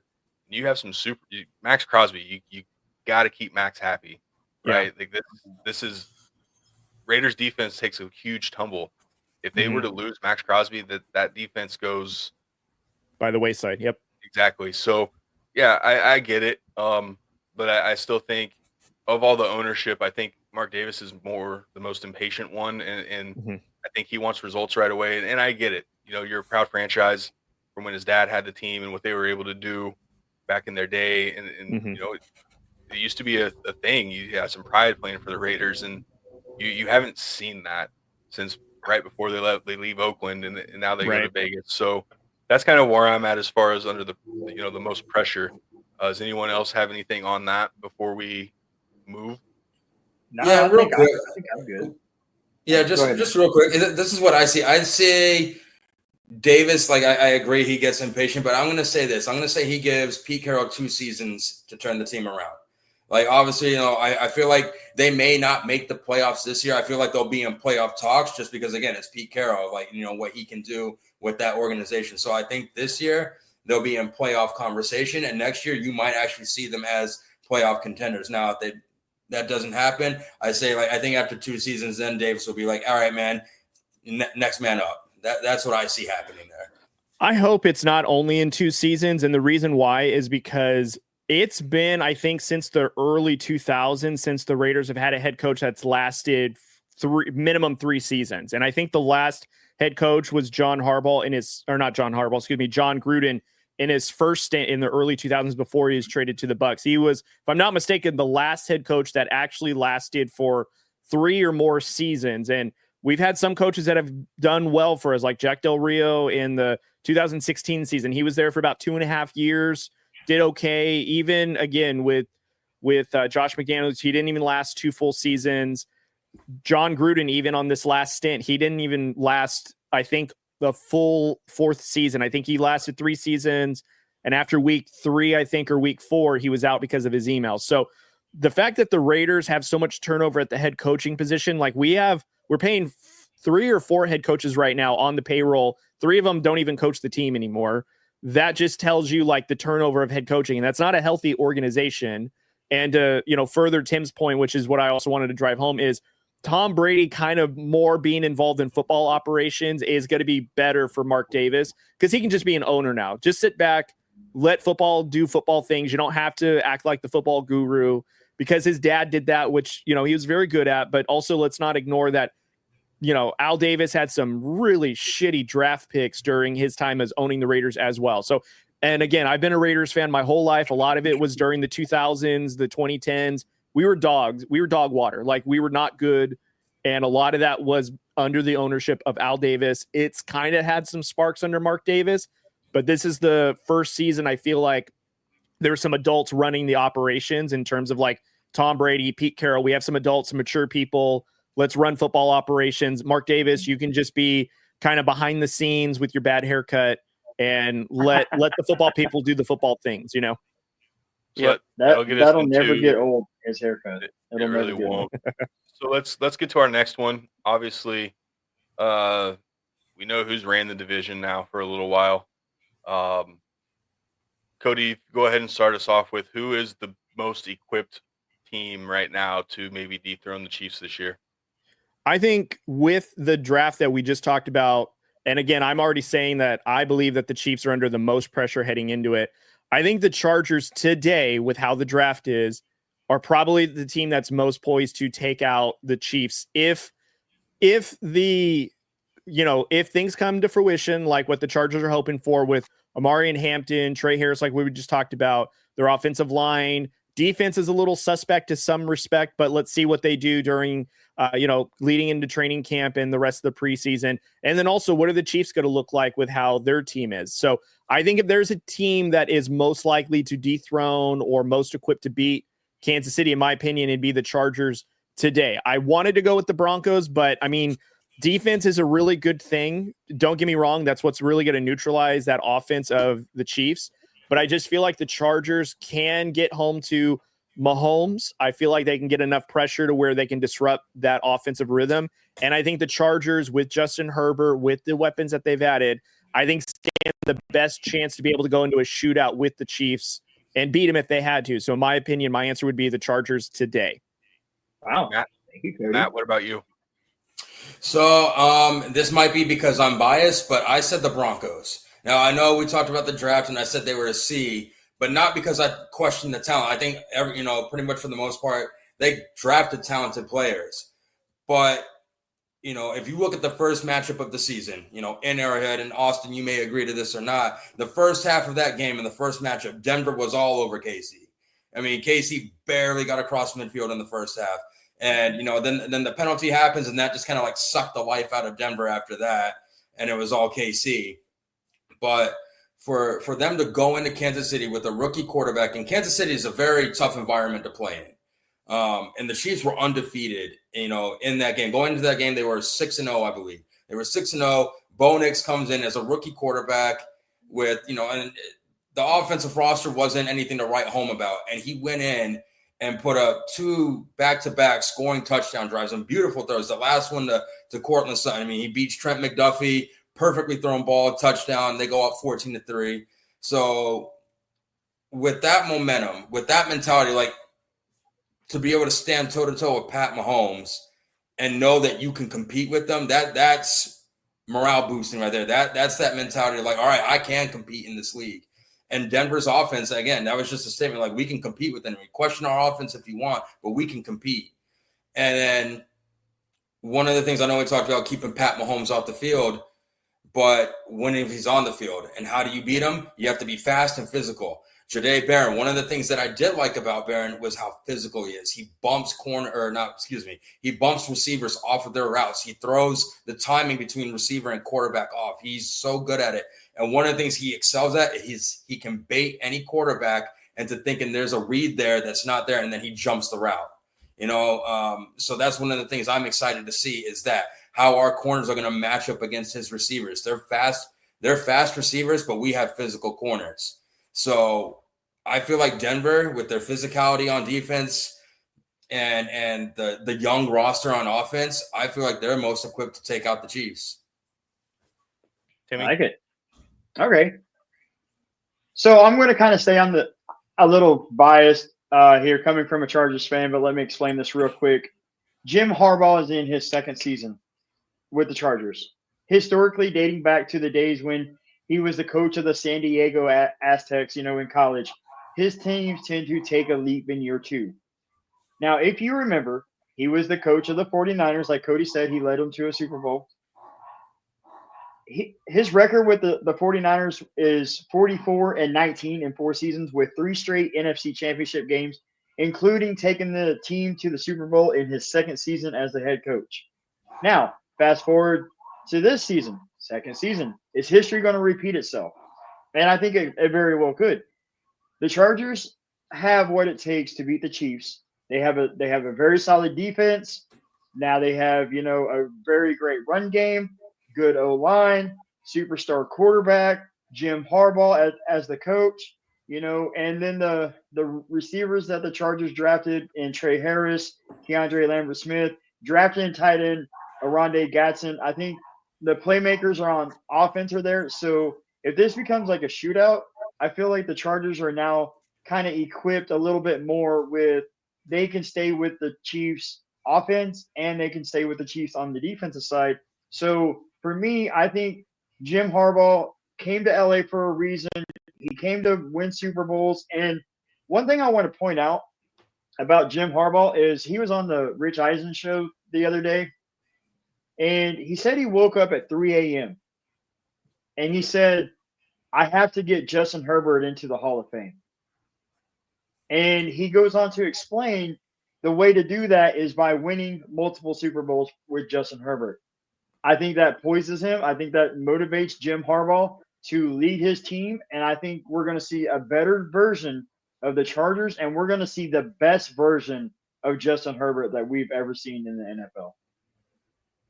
I'm going to go last since it'll be from a Chiefs point of view. That's fair. And Timmy, I hear you, but I think the Chiefs and Broncos have the 2 best defenses still in this division. And I do give Denver the slight edge on defense. So I am going Denver.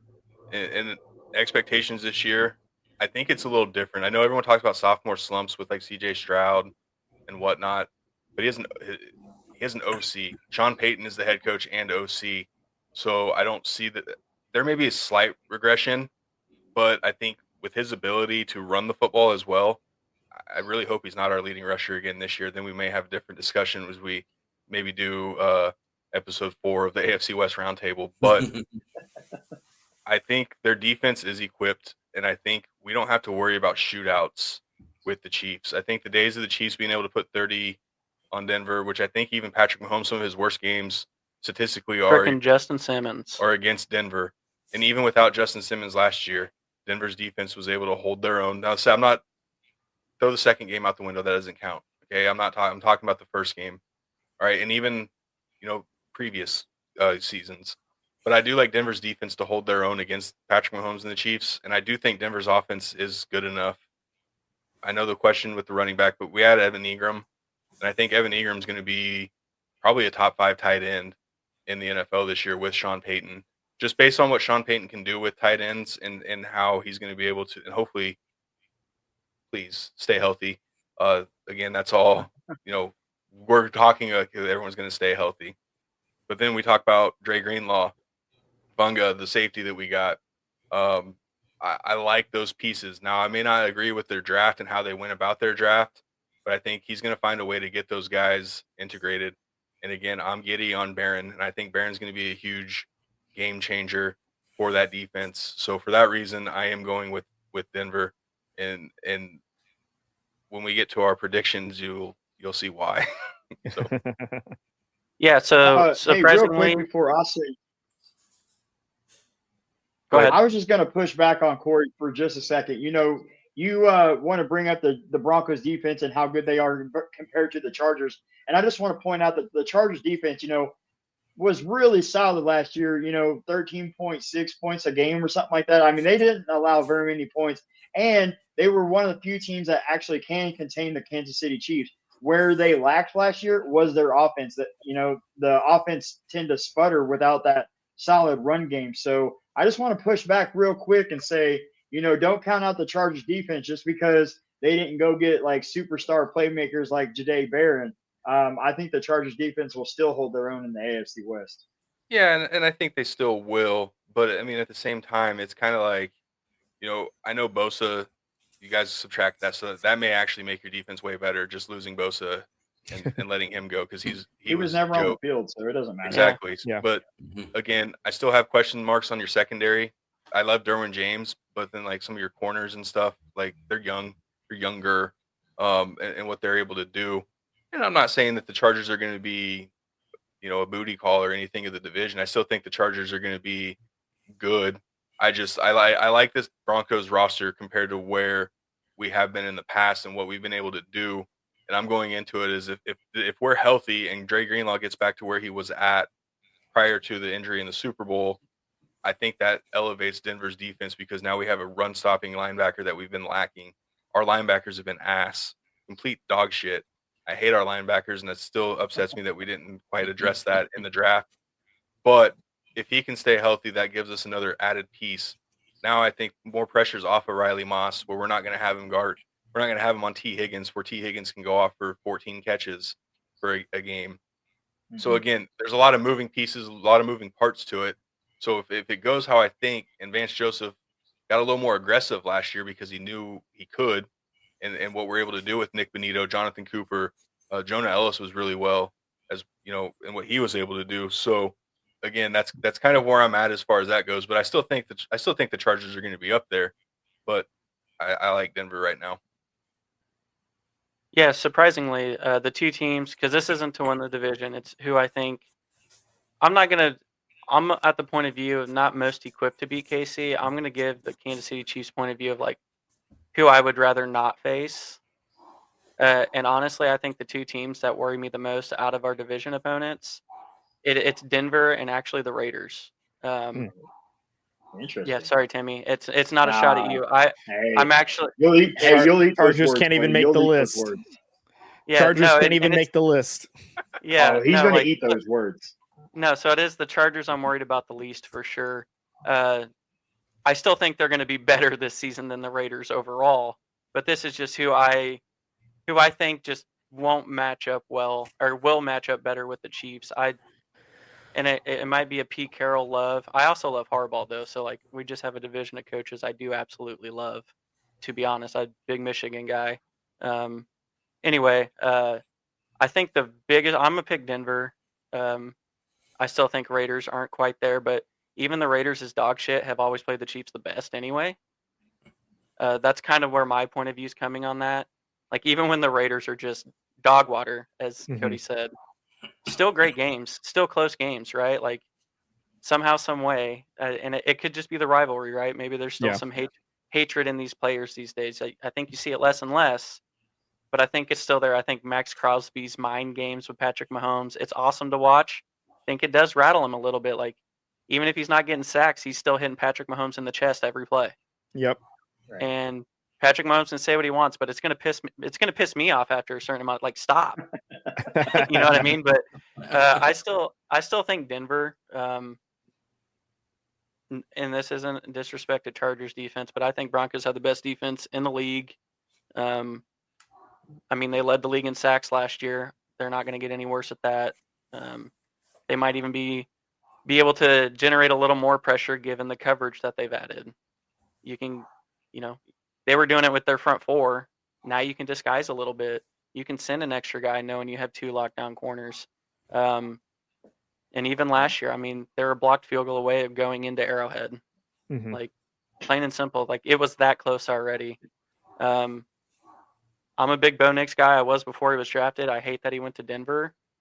He was one of my favorite ones. I think even on my list, I think I actually rated him higher than Caleb Williams. That's how much I like Bo. I like accurate quarterbacks, and he was pinpoint, and you pair him with Sean Payton. It's a disaster. I think they're the best equipped to not only beat Kansas City, but I think they're the most equipped to actually win the division this year. Truth be told, that's how much. And again, I'm a defensive guy, so if I think a team has the best defense in the league, and you're going to put out an offense that I believe will be good enough, that I would be arguing against myself if I didn't say something like that. So I think it's Denver. I love their defense. Like, I hate Denver, but I catch myself enjoying watching some Denver games because they're just so damn good at defense. So I think Denver. It was between the Raiders just because we always play good, and I think Genty getting 40 carries a game against the Chiefs is actually going to just be annoying as hell. So then with that, let's roll right into our AFC West predictions. Timmy, I'm going to give you the honors of doing the AFC West predictions first. Oh, okay. We're not going with the great Poise for Greatness. Okay. Standings. So I thought it isn't. No, it's fine. Yeah. I got the predictions right here. Okay, so we're gonna start bottom top and go work our way to the top. Las Vegas Raiders is sitting fourth. I'm sorry, Cody. No disrespect. I do feel that they had a solid draft, but I gotta say that they're gonna. That intro video that you wanted? No. Ah, come on. Taking my ball and going home. Hey, I think they do turn it around some, and we were talking about it, messaging back and forth, and you said that they went 4-13 last season. I'm actually going to give them 2 wins, a 2-win total increase. I think they're going to go 7 or 6. I know. I was like, are you saying we're only going to win 2 games? Is that what I'm hearing? No. They're going to have a 2-win increase. I think they're going to win 6. They're going to go 6-11. And I'm going to do one better with a possibility of going 7-10. So wow. I don't think that they're quite ready per se, but I will say that they are going to they're going to make some improvements. Sitting third, sorry to the Broncos, but you guys are going to go 10-7. I know that defense is great, but I just think there's going to be a few games that just don't go your way. Maybe it's versus Kansas City, and the refs are still in the back pocket of the Chiefs. But you're going to go 10-7, and the Chargers and the Chiefs are both going to go 12-5. And I actually have Kansas City still winning the division because what it's going to come down to is Chiefs have a harder strength of schedule, and maybe they win like. I see the Chiefs and the Chargers splitting the series, and I think the strength of schedule will be in the favor of the Chiefs. They have a harder schedule than the Chargers do. So for me, it's going to go Kansas City, LA, Denver, and Las Vegas. Bro. Yeah, I got the Chargers finishing last. Get out of here! No, I do. I got them going 8-9. There is no way that we decrease our win total from last season. Austin is a closeted Raiders fan. I dig it. I appreciate it. Thank you. No, I was expecting a clean sweep of last place. There's a saying that we say a lot in our household and friend group, and it's the Chargers find a way to Charger. I know, you brought in Harbaugh to get rid of that, and I do like Harbaugh, but at the end of the day, there's always a team who overperforms and underperforms, and I got the Chargers. I'm not there with them. I got the Raiders next. I got them going 9-8. I just love what they did. I love what Pete's going to do. I think he adds more than 2 or 3 wins. I really do. I think Geno's a good enough quarterback. Like, it's going to kind of look like he did at Seattle. Like, they're going to be okay-ish, and they're going to win some games. They're going to be competitive in a lot of games, and I don't know. I trust in Pete getting a few more wins for them. I actually got the Chiefs next. I got Chiefs going 12-5. Like you said, they just have a hard schedule, man. And I think Cody nailed it. I do think the rest of the league is caught up to the Chiefs, especially in the AFC. I like the Bills. I like the Ravens. Like, all these teams are really good. And all these teams can kind of get us in the regular season. This year could pile up, and they all could get us in the regular season. I mean, we usually just get them in the postseason, but regular season, like, it might catch up. And then I got Denver winning it, going 13-4. I think they're only going to have to get to about 20 points a game offensively to be legitimate. Wow.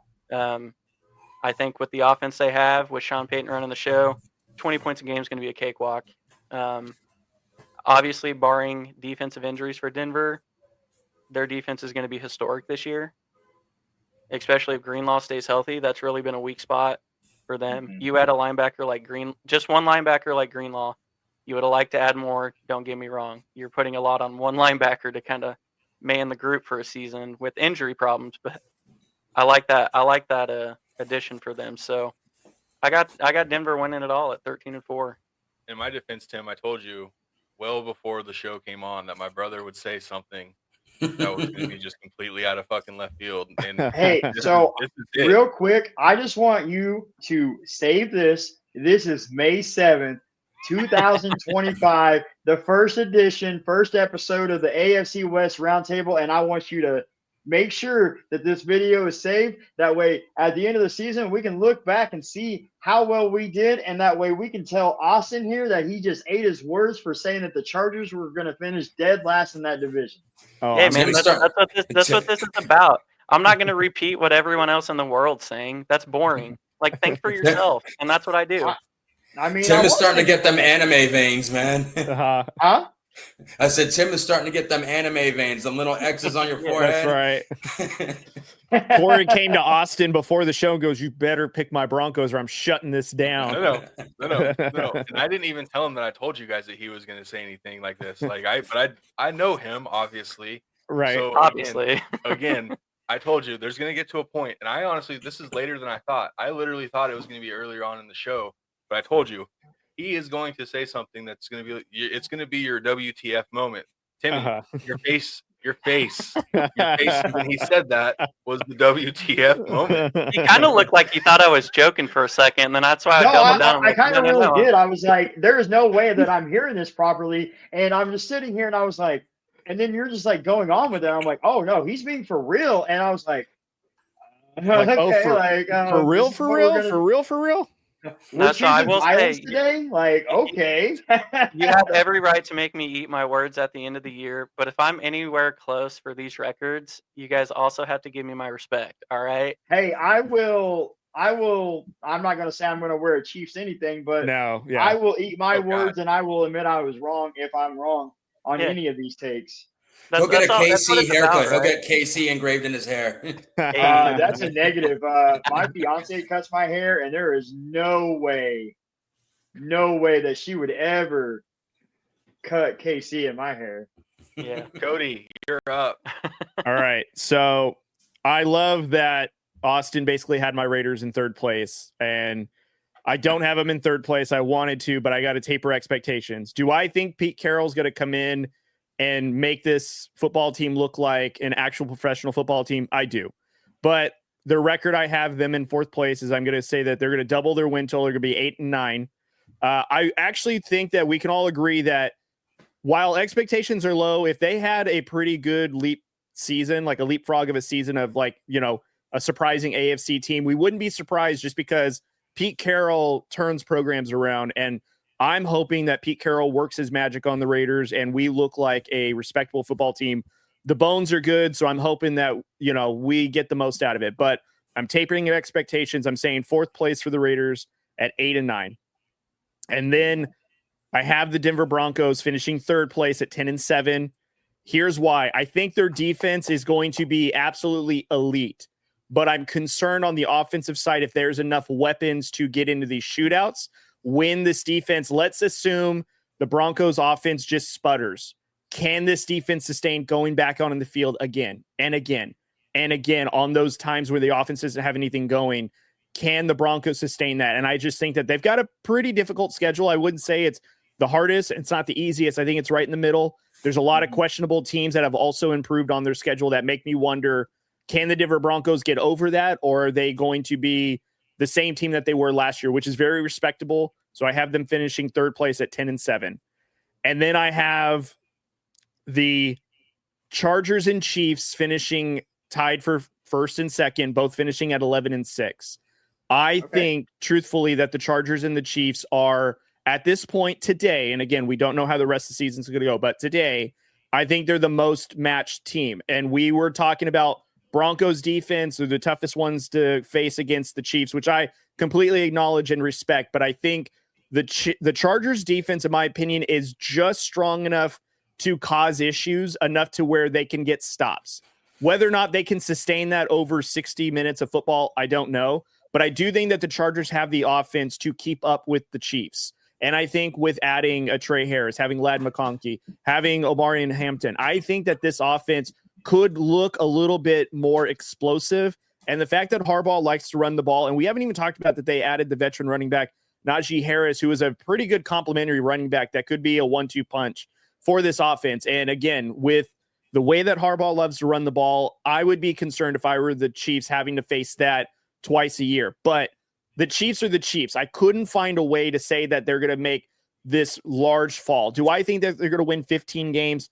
No, they have the toughest schedule in all of football as of today constructed, with games that they've got to play in Philly, Detroit. They've got to go into New York Giants, who just upgraded their defense. So I'm like, how is that going to look? And that's going to be a road game when the schedule comes out. So I just think there's a lot going against the Chiefs, but what I've learned the last several seasons with seeing the Chiefs win another AFC title is don't count out Patrick Mahomes and don't count out Andy Reid, especially Andy Reid. To think a football team is going to come into the season unprepared and not ready for battle for 17 or 18 weeks, Andy Reid will for sure get these guys rolling. So I don't really have first or second between the Chargers and Chiefs. They're going to have a tie record. So I would say 11-6 to both, and it's either going to be first or second, but they're going to be. You got to pick like who takes the AFC West and who. I think the Chiefs then take the AFC West and the Chargers second place, just because the Chiefs have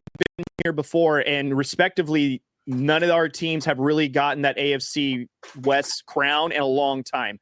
For the Broncos, I think your guys' last crown was when Peyton Manning was on the team. Chargers, I think it was when Phillip Rivers was still on the team. So, and the Chiefs have been running it literally the last 10 years. I can't make a valid argument to say the Chiefs won't do it again, even though I think the NFL is catching up.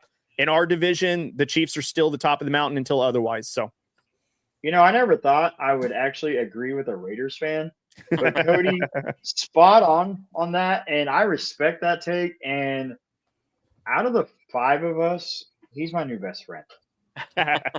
He wants that intro video real bad. Hey, that was a fire intro video. If you guys are just tuning in, you'll definitely have to go back and watch the beginning of the episode, because our man Cody here produced a fire intro video for us. So, Timmy, I'm going to get to you in a second. Matt, you're up. So I'm going to go. I'm sorry. I'm just kind of that was good, Tim. I'm going to go with the Raiders finishing last, but I'm going to say they're going to go 8-9. I do think they drafted very well. I think they're going to put up a fight. I think, I've said it on other podcasts before, that Antonio Pierce did give them that fighting spirit. He gave them that competitive edge because he's an offensive guy, and defenses are very high-spirited, competitive, punch you in the gut, punch you in the mouth type of people. So I think he gave them that competitive edge. I think they're going to be competitive. I just don't think they're ready to advance up in the West just yet. So I have them going 8-9. At third, I have the Chargers going 10-7. Just because in Justin Herbert's history, I think last season was his first full season without injury since his rookie year. Correct me if I'm wrong, Tim, but I don't remember the last time he actually played a full season without undergoing some kind of surgery or being put on IR for like 4 or 5 weeks. And I mean, you are right on that, Bud, but I am going to push back just a little. Bro, let me finish my take first. Hang on, I'm just gonna just on the Justin Herbert. He didn't have a head coach that was competent enough to put an offensive line around him. You know, Jim Harbaugh went and spent a top 5 pick on a right tackle, Joe Alt, and now they got the left tackle and the right tackle. So I think the protection is going to be there a lot better than what it has been up till this point. So I don't know about that. I think, and I'm sorry, Matt, I'm not trying to hijack it. I think nobody wants to play with me. I think this is why, like, Justin Herbert arguably is probably the most under pressure in terms of a player, because I can understand he didn't have a coach that supported him, but he did have 2 really good offensive coordinators in Kellen Moore and Mike Lombardi when they brought him in to make him have this big leap. And there were still moments where, like, is Justin Herbert the guy? And then on another Sunday, oh my gosh, he's the best thing that's happened to this franchise in a long time. And then other weeks, it's like, where did Justin Herbert go? Is he really a guy? And when you're having segment questions on like ESPN or whatever the sports program where they're questioning was, should they have selected Tua over Herbert? Like, we're still asking that question. I then have to question the pedigree of the quarterback, because if it's supposed to be in the echelon of Patrick Mahomes, but Patrick Mahomes is clearly, or Josh Allen, who they're clearly making a difference on their team, like, I have to then question, can Justin Herbert do the same? And I couldn't agree with coaching, because he's had offensive coaches that have made them look good, in my opinion. Matt, go. Okay, Matt. Yeah. So, sorry, no, I'm trying to find my place again. Yeah. So again, I feel like Herbert, if he could stay healthy, I see them going 10-7. It's really going to depend on the health and how well that line does protect him. And then, yeah, you know, you have Najee Harris, who I think is the only running back to rush for 1,000 yards in all 4 of his, seasons. 4 of his first, for all 4 of his seasons. You know, so you have that going for him. And then the second, like I said earlier in the show, I feel like their secondary is very underrated. However, like, you know, Cory said, they're very young. Derwin James leads that secondary. I love Derwin James, even though he's a Charger, but they're a very young secondary. And part of the problem with the Chargers, and again, said it earlier in the show, is their inconsistency. They would have a great first half, stopping the run, getting to the quarterback. The second half would happen, and they just fall apart, or vice versa. You know, they would have a terrible first half and then turn it on in the second half. So it depends. Is the defense going to be consistent? I have them going 10-7. Second place, I have the Broncos going at 11-6. I feel like there's still room to grow there. I don't think they're going to, you know, Cody, you said it best. They're not ready for the top of the mountain yet. They're almost there. I feel like a few more pieces and they'll get there. But just the way that Bo Nix competes, the confidence, you know, and it really showed in the Bills game where nothing was going right, but he didn't put his head down and sulk. He put the team on his back. He did what he could. He tried to make plays with his legs. He tried to hit his receivers. You know, they were dropping passes left and right, especially on third downs. So he tried his best, couldn't make it happen, but you have a confident young QB.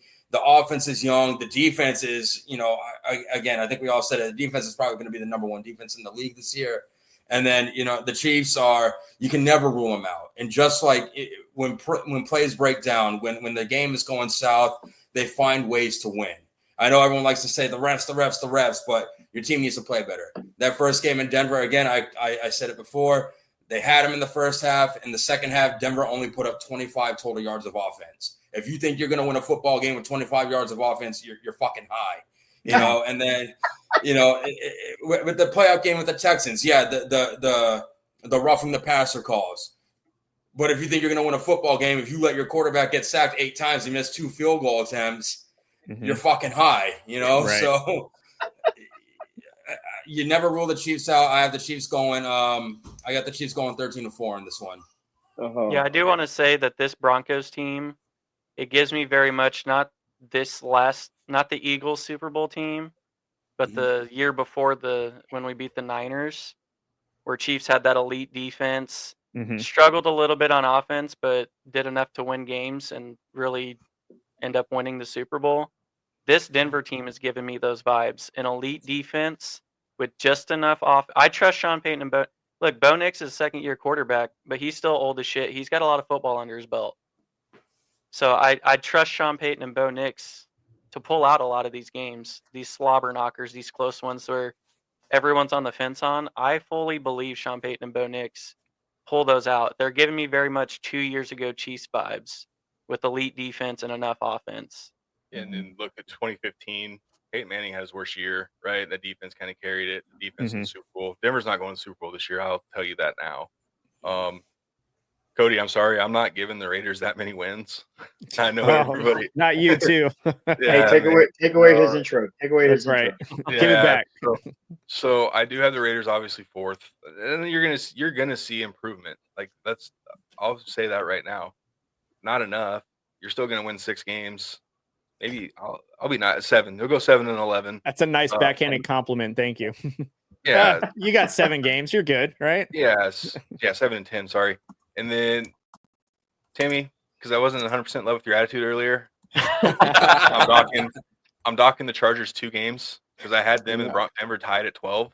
But I'm giving the Chargers 10-7, and then I had Denver in second. And it goes back.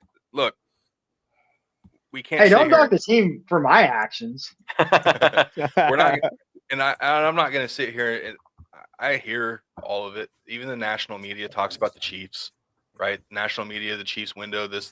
I'm not that. Miss me with that. The Chiefs window is still there as long as 15's playing, and as long as Andy Reid's there. The Chiefs are going to win the division.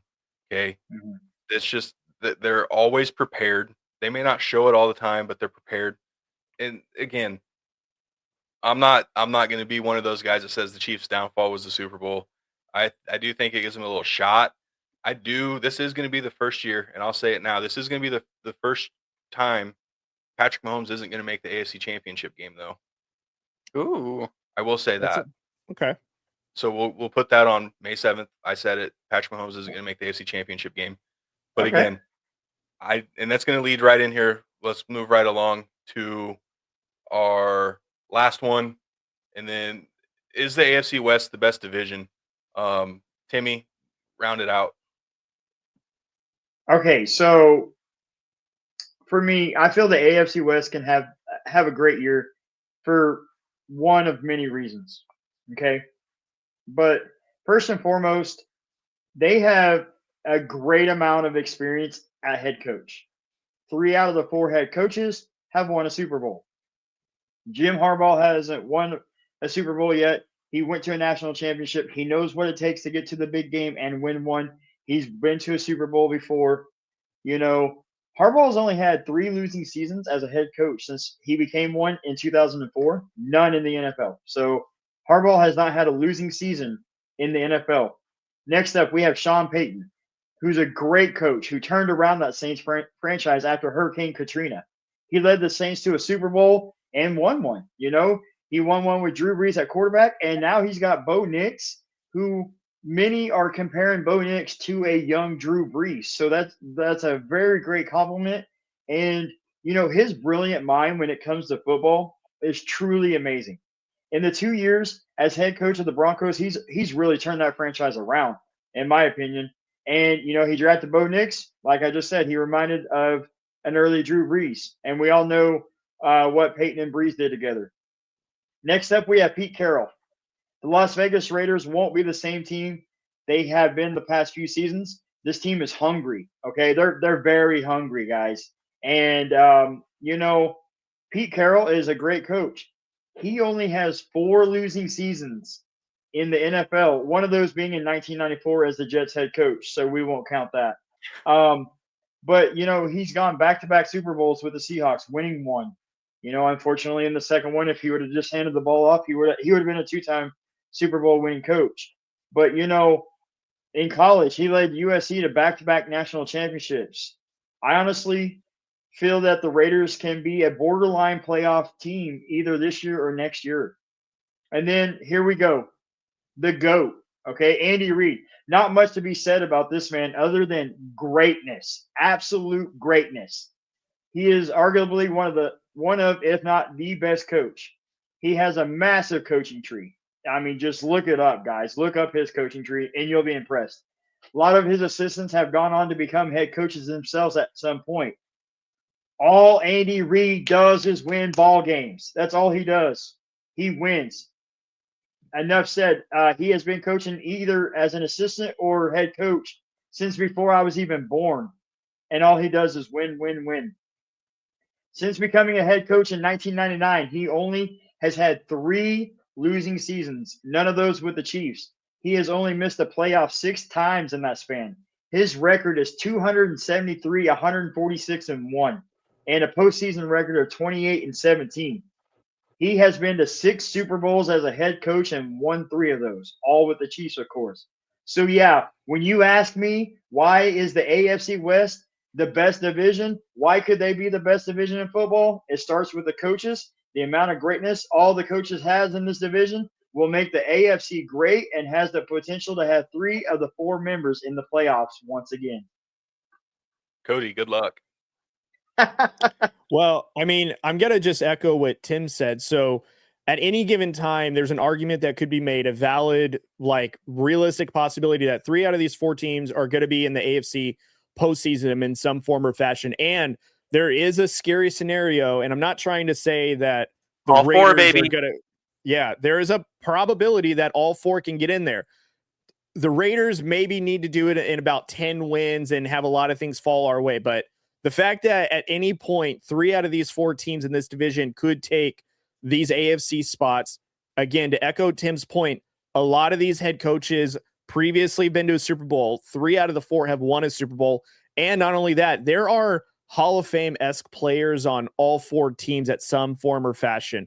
And not only that, but these teams are etched in just nothing but legacy, from championships to playoff wins to players that have played there. Like, it is not only just this season, it is steep further than that. And the 4 of us, or 5 of us when we had Matt, were able to put together a show to just talk about the excitement from our drafts, where we all kind of had a consensus that all 4 of our teams hit relatively to our draft picks, and we have a lot of trust in our head coaches going forward. So don't get me wrong, like, the NFC North is probably the top of the mountain right now, but there's a lot of debate that could take place that a lot of those teams may take a step back, because you can't duplicate that 2 seasons in a row. But the AFC West has been relevant for a large part of it. Credit to the Chiefs for doing so, but also to the Broncos, Chargers, and at some points the Raiders for bringing that excitement, and it always being somewhat of a battle until the end of the season, when it's always been the Chiefs. I'm going to acknowledge that, but there's always this excitement and always this competitive fire spirit with every team.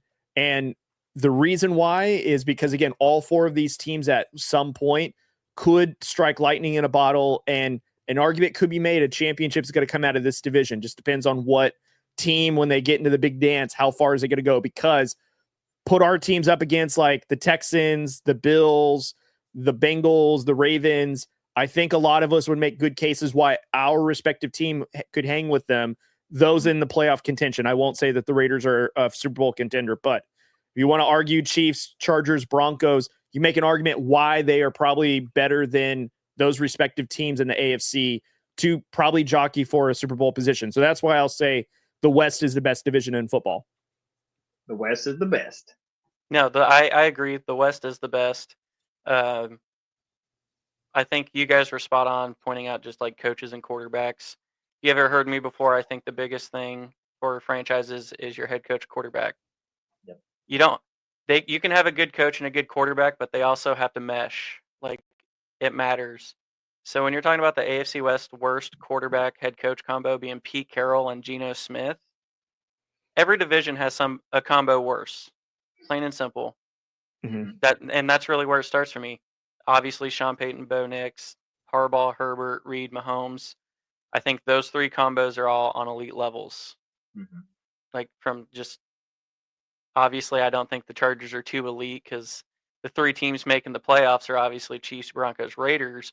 But just We'll from my see, predictions, buddy. We'll right? see. No. But I don't even think it's close, right? You start talking even elsewhere besides quarterback coaches. 3 of the best defenses in football: Chargers, Broncos, Chiefs. So now we're not even just talking about the offensive minds and quarterbacks. We're just talking about defenses. Right. And they have 3 of the best. Raiders have arguably the best defensive player in football on their defense. So it's not like they're like slouching. Like as a unit, maybe, but they still have a Hall of Famer game wrecker in Max Crosby. And then they have Pete Carroll, who's going to have the defense prepared enough to look, competent. So I don't know. You just look at the AFC West compared to like the NFC South, and you're like, it's not even like it's not a conversation. Mm-hmm. To like just the wideness. And then I think the NFC North, you kind of still have the question mark with the Vikings and JJ McCarthy. You have what are the Lions going to look like without Ben Johnson calling plays and being all fancy. The Packers, I don't even know what to expect with the Packers, right? Like they're just weird. Yep.